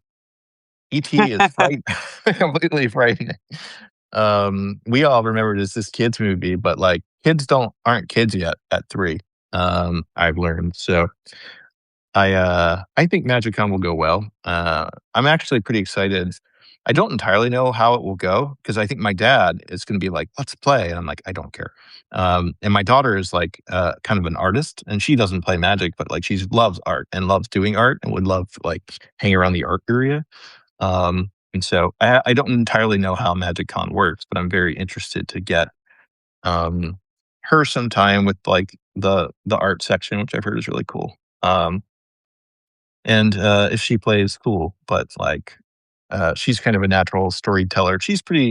We've been watching Survivor since Mark Gottlieb's brother was on it. Like since she was born, 10 years. And so she could be a good gamer, but she just, you know, she isn't drawn to competition, much like her father. The whole family, really. Yeah, it's well, my wife is pretty competitive, actually. We were playing Monopoly the other day with, like, family friends, and she was, like, holding us to the rules and, like, I that our daughter's 7, like, let it go. She doesn't know how to build a it's our first game. And so she was definitely like, "Let's play for money," and, everyone is a child. But, I didn't tell her that the game can't actually be ended. She thinks it's fun because she doesn't know how the game works. Never buy hotels. That's how you win. Really? That's how it works? So Never mind. if you have a actual you follow the actual rules of Monopoly, right? Mhm. If you can set up, I think it's 4, if you can set up 4 properties with maximum houses, no one else will ever be able to buy a hotel. So then, Oh. because there's a limited number of houses. So then by the time you go to buy hotels, Uh, you only do it when you can move those houses to another property. So no one else will ever be able to buy houses and hotels.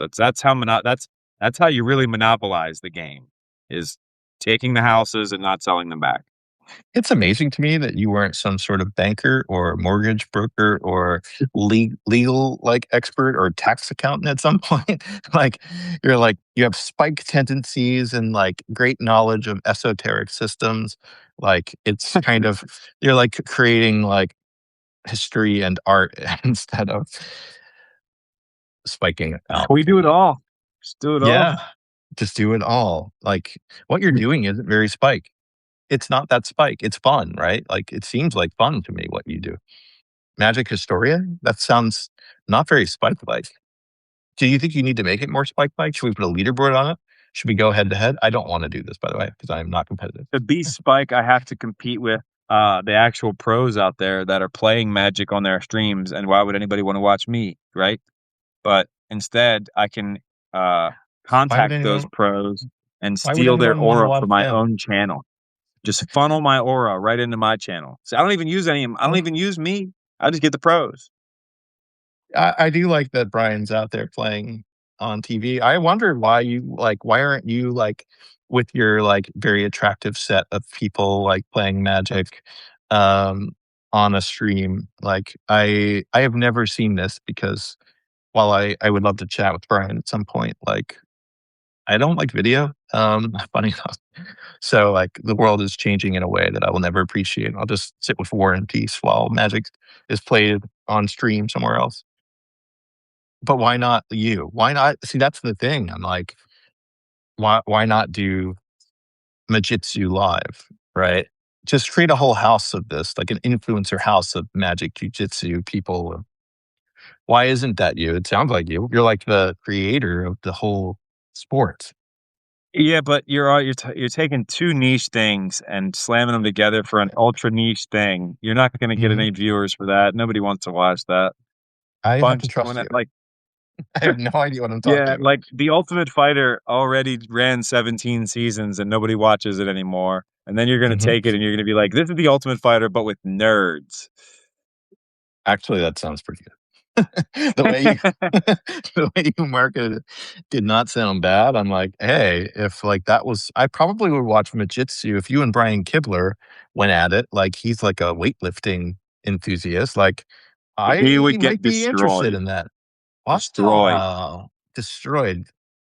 I have no idea Destroyed. what his fighting prowess is. I've never he was a wrestler in high school when So, I was working with him, but when I said under 170 pounds, I meant that Mhm, for people who actually train jujitsu. If you're a mhm. white belt, I'll go up to I'll go up to 210. Hmm, okay. Anybody 210 and under, if you're a white belt, you can't beat me at Jiu-Jitsu. I And, don't like, even know and that's this, yeah. athletic. Now I'll go up to, like, 400 if they're not athletic. Like, if you're talking about, like, a fat person, I'm sorry for fat people out there, I'm not trying to be offensive, but, like, if you're talking about an out of shape person, I'll go way bigger, but Kibler's in great shape, so if he's 230, he's real strong, I'm not messing with that, but if he's 200, I think he's under 200, he just looks like he's in good shape. I would crush him at jujitsu, and I'll draw so many extra cards in Magic based off of that he has no chance. And that is not really me talking shit. That's just jujitsu, man. Like, if you don't do jujitsu, you're gonna get choked out. There's nothing you can do about it. In fact, I would put Raf over Kibler, and Raf is even smaller than me. Raf's 135 pounds. Telling you, he crushes Kibler at Jiu-Jitsu. I I feel like I've gotten a lot of great information from this last minute or two that I need to figure out how I want to parse, but I'm excited by your enthusiasm in this scenario. Like, how are your LARPing skills? Like, screw jujitsu. Like, what if it's magic and LARPing? Like, make it something So, like okay. maybe have all three. If you're talking about like too niche, like let's go all the way, like super niche. Like, make it so it's So fair, right? I ran into a friend I hadn't seen in a long time in the grocery store, and I told him about Jiu-Jitsu. And his very first thing out of his mouth afterwards was like, "Well, if you lose, you can always just add a third thing." Yeah, that's true. I uh, think that but that would okay, be interesting. Yeah. if you Wait. Yeah. okay, so I've been teaching Jiu-Jitsu now for over a decade of teaching Jiu-Jitsu, right? Hmm. And if people come to the gym, if a brand new person, white belt, walks into a Jiu-Jitsu gym their first day, and you teach the class, you have to be able to destroy them in Jiu-Jitsu or they will never come back, right? Hmm. So for the past 10 years, every single person that I've met is already filtered to those who want to try Jiu-Jitsu, right? Hmm. So Hmm. that's a pretty big filter, pretty big filter. I have easily submitted 100% of those people, right? If you have never trained jujitsu before, it doesn't matter how big you are. I will submit you. And that's not me saying it, that's the art. That's every jujitsu gym across the United States, across Brazil, across the world. If you walk into a jiu-jitsu gym, that jiu-jitsu gym wouldn't exist if the guy teaching the class couldn't choke you out. Because otherwise, why would you go there? Right? Like, Hmm. why would he have students? No student is going to go there because as soon as the class ends, you roll, you slap hands, and you try to choke each other Yeah. out. Guess who? Maybe your The guy teaching the business class is the one beating the shit out of everybody. maybe your business opportunity is training magic pros to be good at jujitsu such that you have this entirely new art, right? That's what no one else can do. No one. Very few people could do that. Like, I don't think Brian Tinsman's got his game going on. No one knows what Roth's doing. He's probably international man of mystery. But you, you are the Tinsman's chosen. scary. He I might mean, be that's, big enough and strong enough to get a I, because like that's what we said. If we're doing sealed deck, if we agree on sealed deck, it's going to be hard for any good solid Magic player to not be able to win with an 8 card hand. You know what I mean? mhm. Uh, I it think doesn't that seem that matches. way in the Yeah. rule, but I'm I think into it. that's a. If that's how I I think got to it's a. do it, that's how I got to do it. I think it's a good matchup. I like you being the master shredder of magic. I mean, it sounds really cool. It's markets itself. I don't know if you'll get sued for using the name. It doesn't matter, right? It doesn't matter. Well, I'm proud of you for doing all this stuff and making it happen. This is like really bizarre and fun. So I hope you survive and I see you again. It's uh, gonna go great. I'm gonna come back on here with the belt, my yeah, own, challenge. not carrying Why the not? wrath. Why not challenge Mike Long? Like, go for it, right? Or yeah, like he was a No, wrestler too. I think. Yeah, my dream is for him to see the video and say, "I wrestled." he did. He did. He was probably pretty good at Yeah, it. Yeah, yeah. Bring it on, I Michael. I have no Bring it idea. on. I have no idea what he's been doing for the last 20 years. Is he like lifting weights or in some weird martial arts sanctuary? I don't know. Um, That I promise you, he's not practicing rear naked choke escapes. yeah, I mean his resourcefulness might be useful. But another time. Yeah, I mean I'm like who would I want you to go after? Not go after, but like who would make for good entertainment? I don't think Ben Sack would be very good. Like Mike Flores, What? like So, everyone like, likes Mike Flores. Yeah. I sound like I'm talking smack, but like I would be super excited to do a like fun event of this where some like Magic Pro. It doesn't even have to be real, right? They say, "Oh no, Mhm. you can't be that good that you can blah blah blah," and I'm way bigger than you, right? Like Huey, right? Oh, yeah. Okay, I would destroy Huey in Majitsu. There, screen grab that and send it to him. I will destroy you in Majitsu, Huey. You're nothing. Now, I I love Huey. I'm not trying to talk smack, but even though he's huge, I would choke him out and start with 9 cards. There's nothing you can do about it. I, uh, I don't ever want to see that. Raph, I feel okay with, you know what I mean? Raph chose to do this, but I feel like Huey would never choose to do this based on the person that I have known. I wonder if there's like Maybe a not. modern He is player. huge, though. I was just trying to think of a huge person. That's all. What about like a young gun? This is where like you need to start scouting the pro tour scene now. Like who won worlds that looks like they work out? You know what I mean? Who thinks they're hot and then bam. Like the Easy. Magic players, yeah, I don't know. I don't the streamer folks. I don't think they are fighters.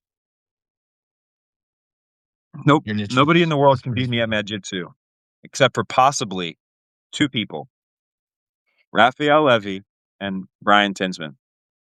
There was a guy, my audio tech for recording the audiobook for Alternate Worlds was he has won jujitsu tournaments, and I was like, "Hey, man, you haven't played Magic much, but like you've got time." And there was interest, but I'd have to poke a little harder. That one's more like a jujitsu forward option. You can you can definitely, I would say probably pretty easily train a really good jujitsu person to beat me at Magic, and they'll already be good enough at jujitsu to beat me at jujitsu because I'm not great at jujitsu. I'm a black belt, but I'm Mhm. not good. I'm not a good black belt. That's not what I You imagine will black belts never, mean. Yeah, yeah. you will never train a Magic player to beat me at Jiu-Jitsu. If you don't already train jujitsu, it's too late for you to beat me at Jiu-Jitsu. You Mhm. could definitely take a jujitsu person though and teach them Magic and take my belt. That could happen. I feel like we should mix the stories, and you should take a box of starter decks and just go around to jujitsu studios and like start shuffling. Just like scare the heck out of them with like great riffle shuffles. Just intimidate them, and then Sweaty, see if you sweaty, can sweaty recruit riffle people. shuffles. Yeah, that's exactly. Yeah, I didn't even think about that. That's not. No one needs that. Sweaty shuffling should be illegal, I think. Do they have sleeves that help you, like, that are non-stick? Sleeves probably have evolved since I played, right?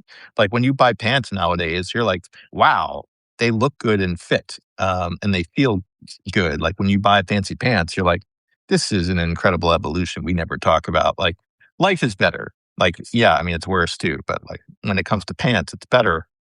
Do Magic sleeves, are they better? Are they better now? Like, are they, like, fancy pants, or what are they? I would say that the best Magic sleeve right now is much, much, much, much, much better than the best Magic sleeve in like the late 90s. That being said, there are 400 choices now, and many of them are not great. Mm. A few of them are great. Like there's more than one awesome choice to the point where people argue about what's better and they're arguing over nothing. Uh, but Yeah, this one came up I think there is No, a go ahead. gap. There's a Mhm. gap where the only anti-glare, so there's sleeves that are made for being on camera and they're not good on camera. I think someone can break that, find actual sleeves that are good on camera. Hmm. Yeah, I mean, we were talking yesterday about trying to get Ben Sick and Alex Schwartzman to Antarctica to play, and I was wondering if they had like really like specialized sleeves so that you could play in extreme weather, or if you were drinking too much or whatnot. Is it really they're just plastic coverings for your good, or it's there's not no like other steel, you know, the They have armored they have car double version? Yeah. they have numerous types of double sleeves and they have the option of triple sleeves, right? So they have sealable inners Now they have hard inners and thick hard inners. They just came out with the thick hard inners. My Okay. question about the Antarctica tournament is: are Finkel and the OMS brothers going to be there?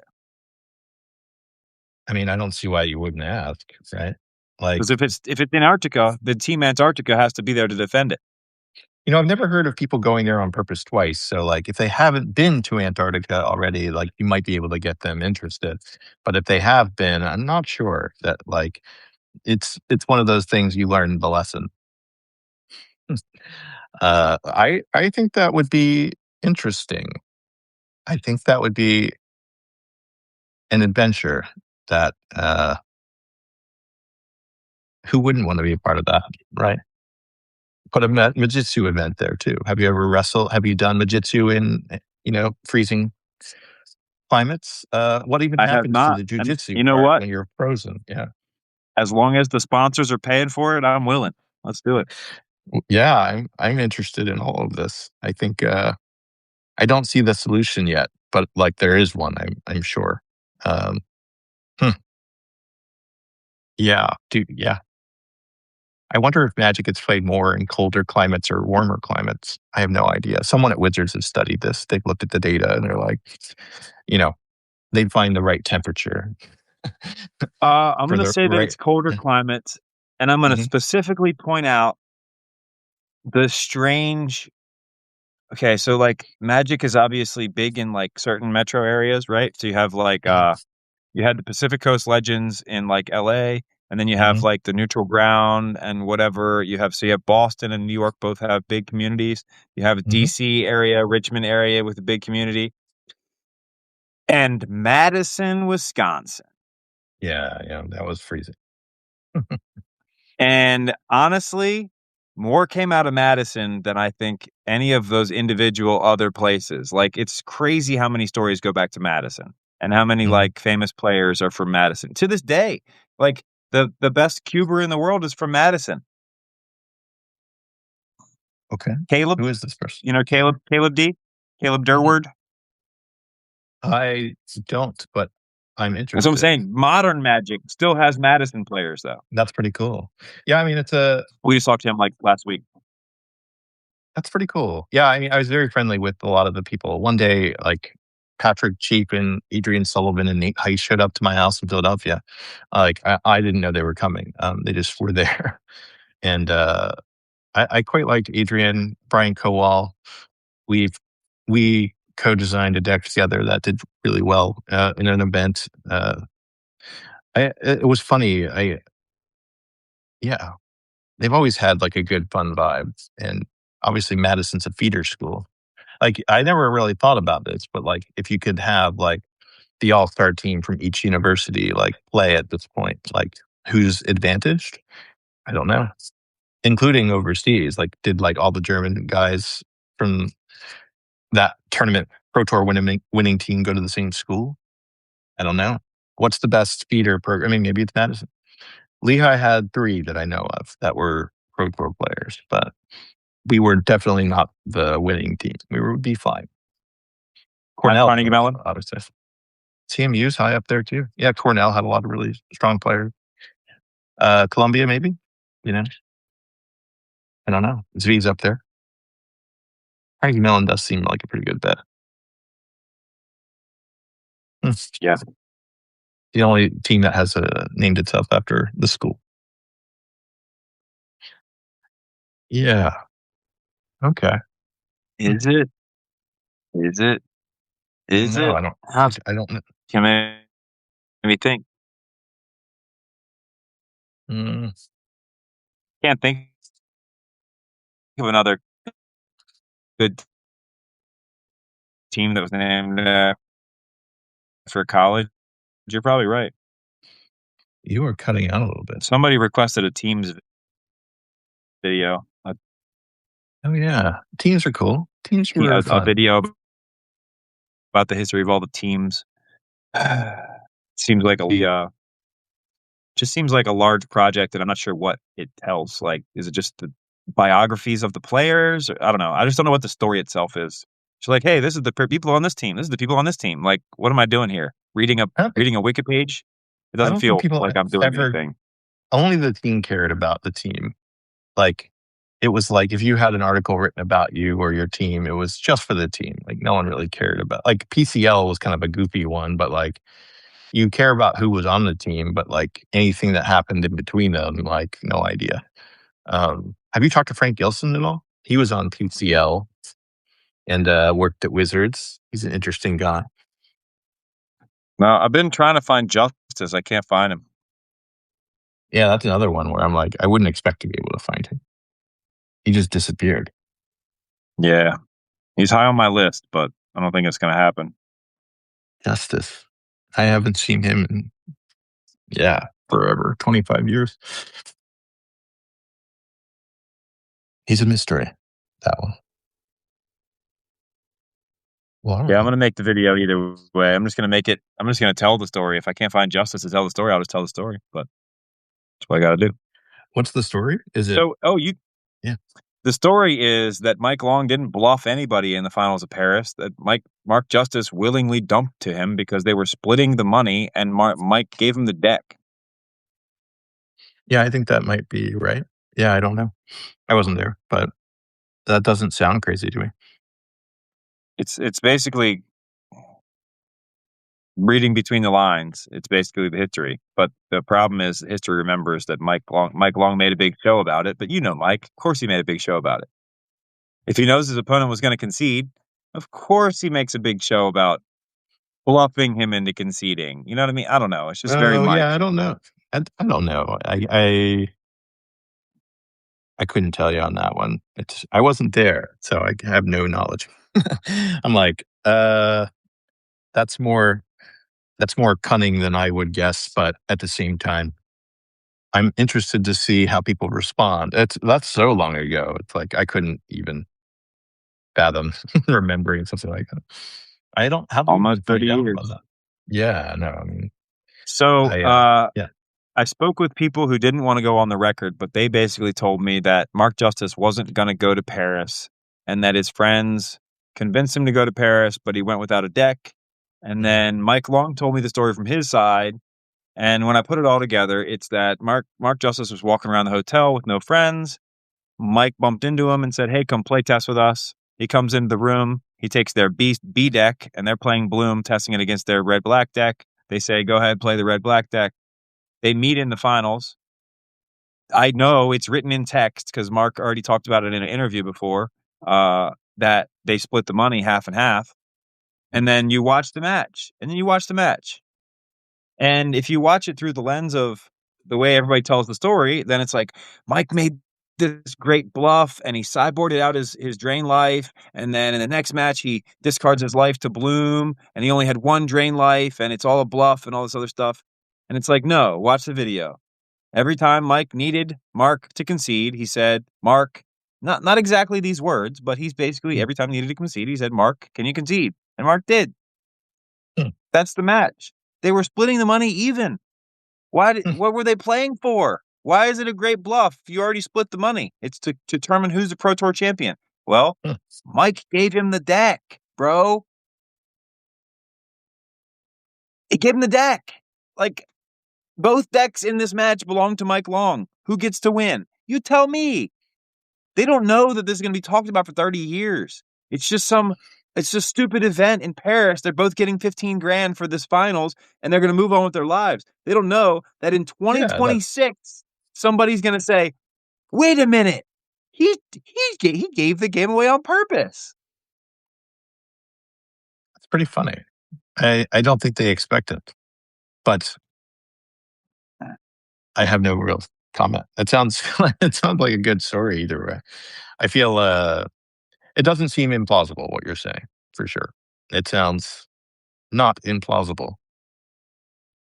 I just can't I just can't make that story back to back to back with all my other Mike Long hating stories. I have to space them out. People will Mhm. think that our channel is just here to attack Mike Long. Does anyone say anything nice? There is a Mike Long fan. There is one Okay. that comes on all of our videos and talks about how innocent Mike Long is. So basically, I'm saying that I think we found Mike Long's alternate account. Okay. Yeah, I'm like, "Who is that?" I don't need to know. I don't want to know. I don't want to know, but, hopefully he's, out there helping someone. That is my hope. Uh, yeah. Well, cool. Did we ever play at the same event together? I have no idea. Like, I assume we had to be in the same place at the same time. We played in the same area for years. We probably played at a regionals together or maybe a PTQ together, but I was not good yet by the time you Mm. would have been, like, moved on. Yeah, I was in Pennsylvania, like northern Pennsylvania for college, so I wasn't around as much. My brothers were around more probably. I played in like the New York, Philly, New Jersey area a lot, which is My why I my know my so many of friend these group people. my friend group all know Justin. Okay. Yeah, I actually asked Justin if he wanted to come on, and he was like, "I don't do that kind of thing, man. It's not me." But I think he would be pretty funny. He's actually an incredibly funny guy. Um, he's I asked my kids because we care about comedy a lot in our family, like who's the funniest? And usually it's grandpa, but I think it's Justin. I think Justin's incredibly funny and like it's like not really well known. I think like some people know how funny he is, but anyway, you know, he missed his shot to show the world how funny he is. Fine. It's fine. Stay in your life. Why not? There's no reason to talk to me, your brother. Anyway, sorry. No, everything is about some competition going on right now. There is no competition between me and my brother. There's You, always a competition between a brother and a brother. I don't think so. I think we lost. I think we're like in the like, oh, we know how it goes. But his life seems pretty good. His kids are pretty great. I don't. Yeah, you see him. You saw him at some point, right? Or you're around. My brother's 7 years older than me, and somewhere around, I would say age 30, I started training MMA, Mhm. and he was like, he said something like, "It doesn't matter what you train. I'm still your big brother. I'll still crush you whenever I feel like it." And I was like, "You have no idea what you're talking about." And he's like, "What?" They tried to grab me, and then, yeah, 30 seconds later, he was tapping, and, I didn't feel good about it. That's, like, one of the submissions of my life that I didn't feel the best about because, like, I feel like it probably broke something in his psyche. Like, I already Mhm. knew that I was gonna win, right? I didn't actually need to win, but I think it probably fucked him up a little bit to lose to his little brother. More than it made me feel good for beating my older brother, if that makes sense. I Yeah, don't I, think it I was zero was sum. I think overall we lost. for Thanksgiving. I went to Arizona and met my youngest brother Jeremy, and they had a ping pong table there. And my brother plays racket sports a lot, and I haven't been playing at all for a while. And certainly something came out during that match where like we're playing, and I'm like, I don't really want to play. I'm not that competitive, and then I just like hunt him down. I have no idea. Like, I will beat you at jujitsu, Albert. If I was your brother, it was that kind of spirit. But it was weird. He should win every game, and I don't know what happened. But I definitely some kind of weird. The beast came out in the Beauty and the Beast sense. Like he will not beat me at ping pong, even if he is more skilled. Uh, yeah, there is something weird there. But with Justin, he'd be like, "Hey man, you want to play Magic?" And I'd be like, "No." I, I played against you enough in life. No, never. I will never want to play. And so that's a weird, weird dynamic. If Jeremy was like, "Hey, man, let's play," I'd be like, "All right, like, we'll get some packs, we'll do a Solomon draft or whatever. Fine, we'll do it." He'll never ask probably because we're dads and we don't have time. But like, I'd be like, okay. But Justin's like, all right, that's like playing in a pro tour final on purpose. Like, no, not a chance. Like, he's too. It's not that he's like too good. It's just like that's a level of intensity. Like, you just can't. not be intense about. It's weird. It's like that brotherly thing is, I guess, too real, and that's why I never play Magic with my family. It's emotional. It's emotional. Too competitive. But I not the rest of my family's not competitive. My dad, my brother, Jeremy, like they would play and be fine. Justin like still I think plays like in his spare cycles and it's probably still very good. And he's good. He's like annoying and clever. It's like who wants that? Who wants a good game when you're really trying to have fun? Anyway, uh yeah, yeah. We played an event. I played an event with him and Lan Ho like 12 years ago. And like they just kept bickering at each other the whole time. And my whole time I felt like I was like trying to keep them apart like this. Like they're both trying to run into each other and we didn't play again. That team never that team never played again. Like even sibling teams like don't make sense, in my experience. Don't play with your brother in a team event. It's my recommendation. Not my brother. We're total opposites. I don't think I could play any game with him. What do you do together? Like your description made it sound like it's not possible that you could be in the same room at the same time. My brother is very work focused and he owns a auto repair business and like Mhm. if I see him it's because I'm going to his shop to fix my car. Now, I'm fixing my own car, mind you. I'm not dropping my car off. Mhm. But I'm going to drive it. I'm going to drive up there and pull into a bay and borrow some tools and fix my car. And if I have a problem, I'm going to ask him for help.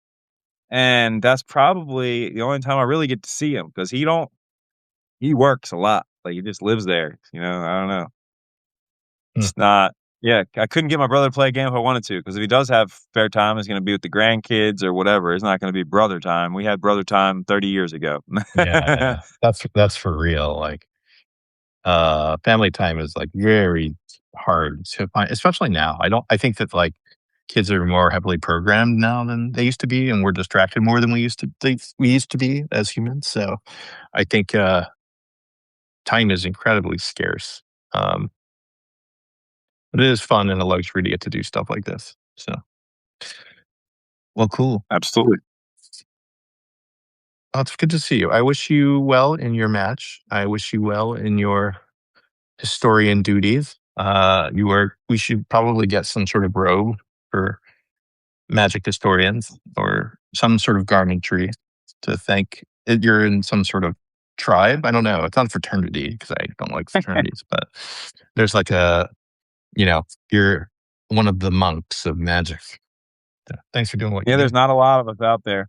It's only a few people that care about what happened in old magic, but Yeah, I don't and know. the people who Somebody's got came to out do of it. it, pretty special cohort of people. So it'll be fun to keep meeting with different folks before life happens Absolutely. again. But yeah, it's a lot of really cool people coming on.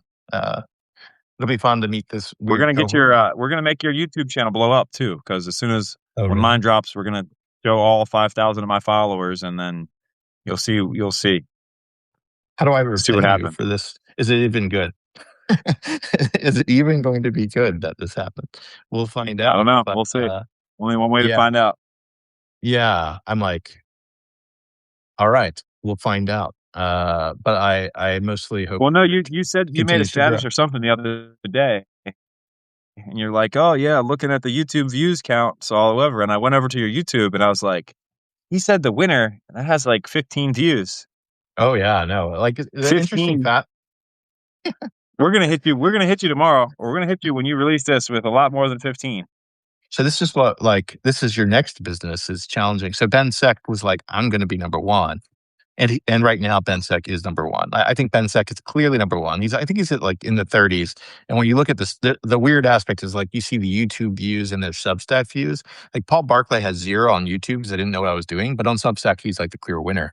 And so I don't know. Like I have to build some kind of script that automatically makes posts so you can see the PvP leaderboard, how the Swiss is going. But I think that like you and I think Ben would relish going head to head with you at some point when like there were equal piles to see who would create the better video in terms of performance. Like it would be, I mean, it would be interesting for you to interview Ben to that end, even like, because he was competitive. He was definitely like Bozzy. I want to take out Bozzy, like that guy. I know I can take him, but I'm pretty sure you've got a pretty good chance of knocking him off the pedestal for now. For now, he's a gamer. We're gonna take it over for now, but you're gonna get a bunch of followers off of it, and then from then on, you'll be fine. Yep. Yeah, I do wonder Yep. what Yep. I'm supposed to do in my position to like feed back to your channel. I like, what do I do? Like, what's the best way to help you? At the moment, I mean, this sounds, it doesn't, there's not much you can do. You got like 10 people following you. So like, it's Yeah, not, don't yeah. worry about it. I'm helping you. You're helping me by making my help connections. You're talking to Brian Tinsman for me. You know I what I will. mean? Every time I need connection, you always get a connection. I'm not here. It doesn't always have to be for me. All these Magic players always help me on my channel. You're a Magic player and I'm helping you with your channel. All right, I give you a brain hug in trade for that statement and sentiment. Mm. You get that 5 head in there. There we go. Is that yes, I accept. Huh. All right. Well, all right. Yeah, it was fun to do this, and I'll chat with you Absolutely. soon. Thanks, man. Yeah, I talk to you often enough. We'll talk soon. Thanks for having Good. me on, and I'll see you next time. Good luck in the dojo. Thank you.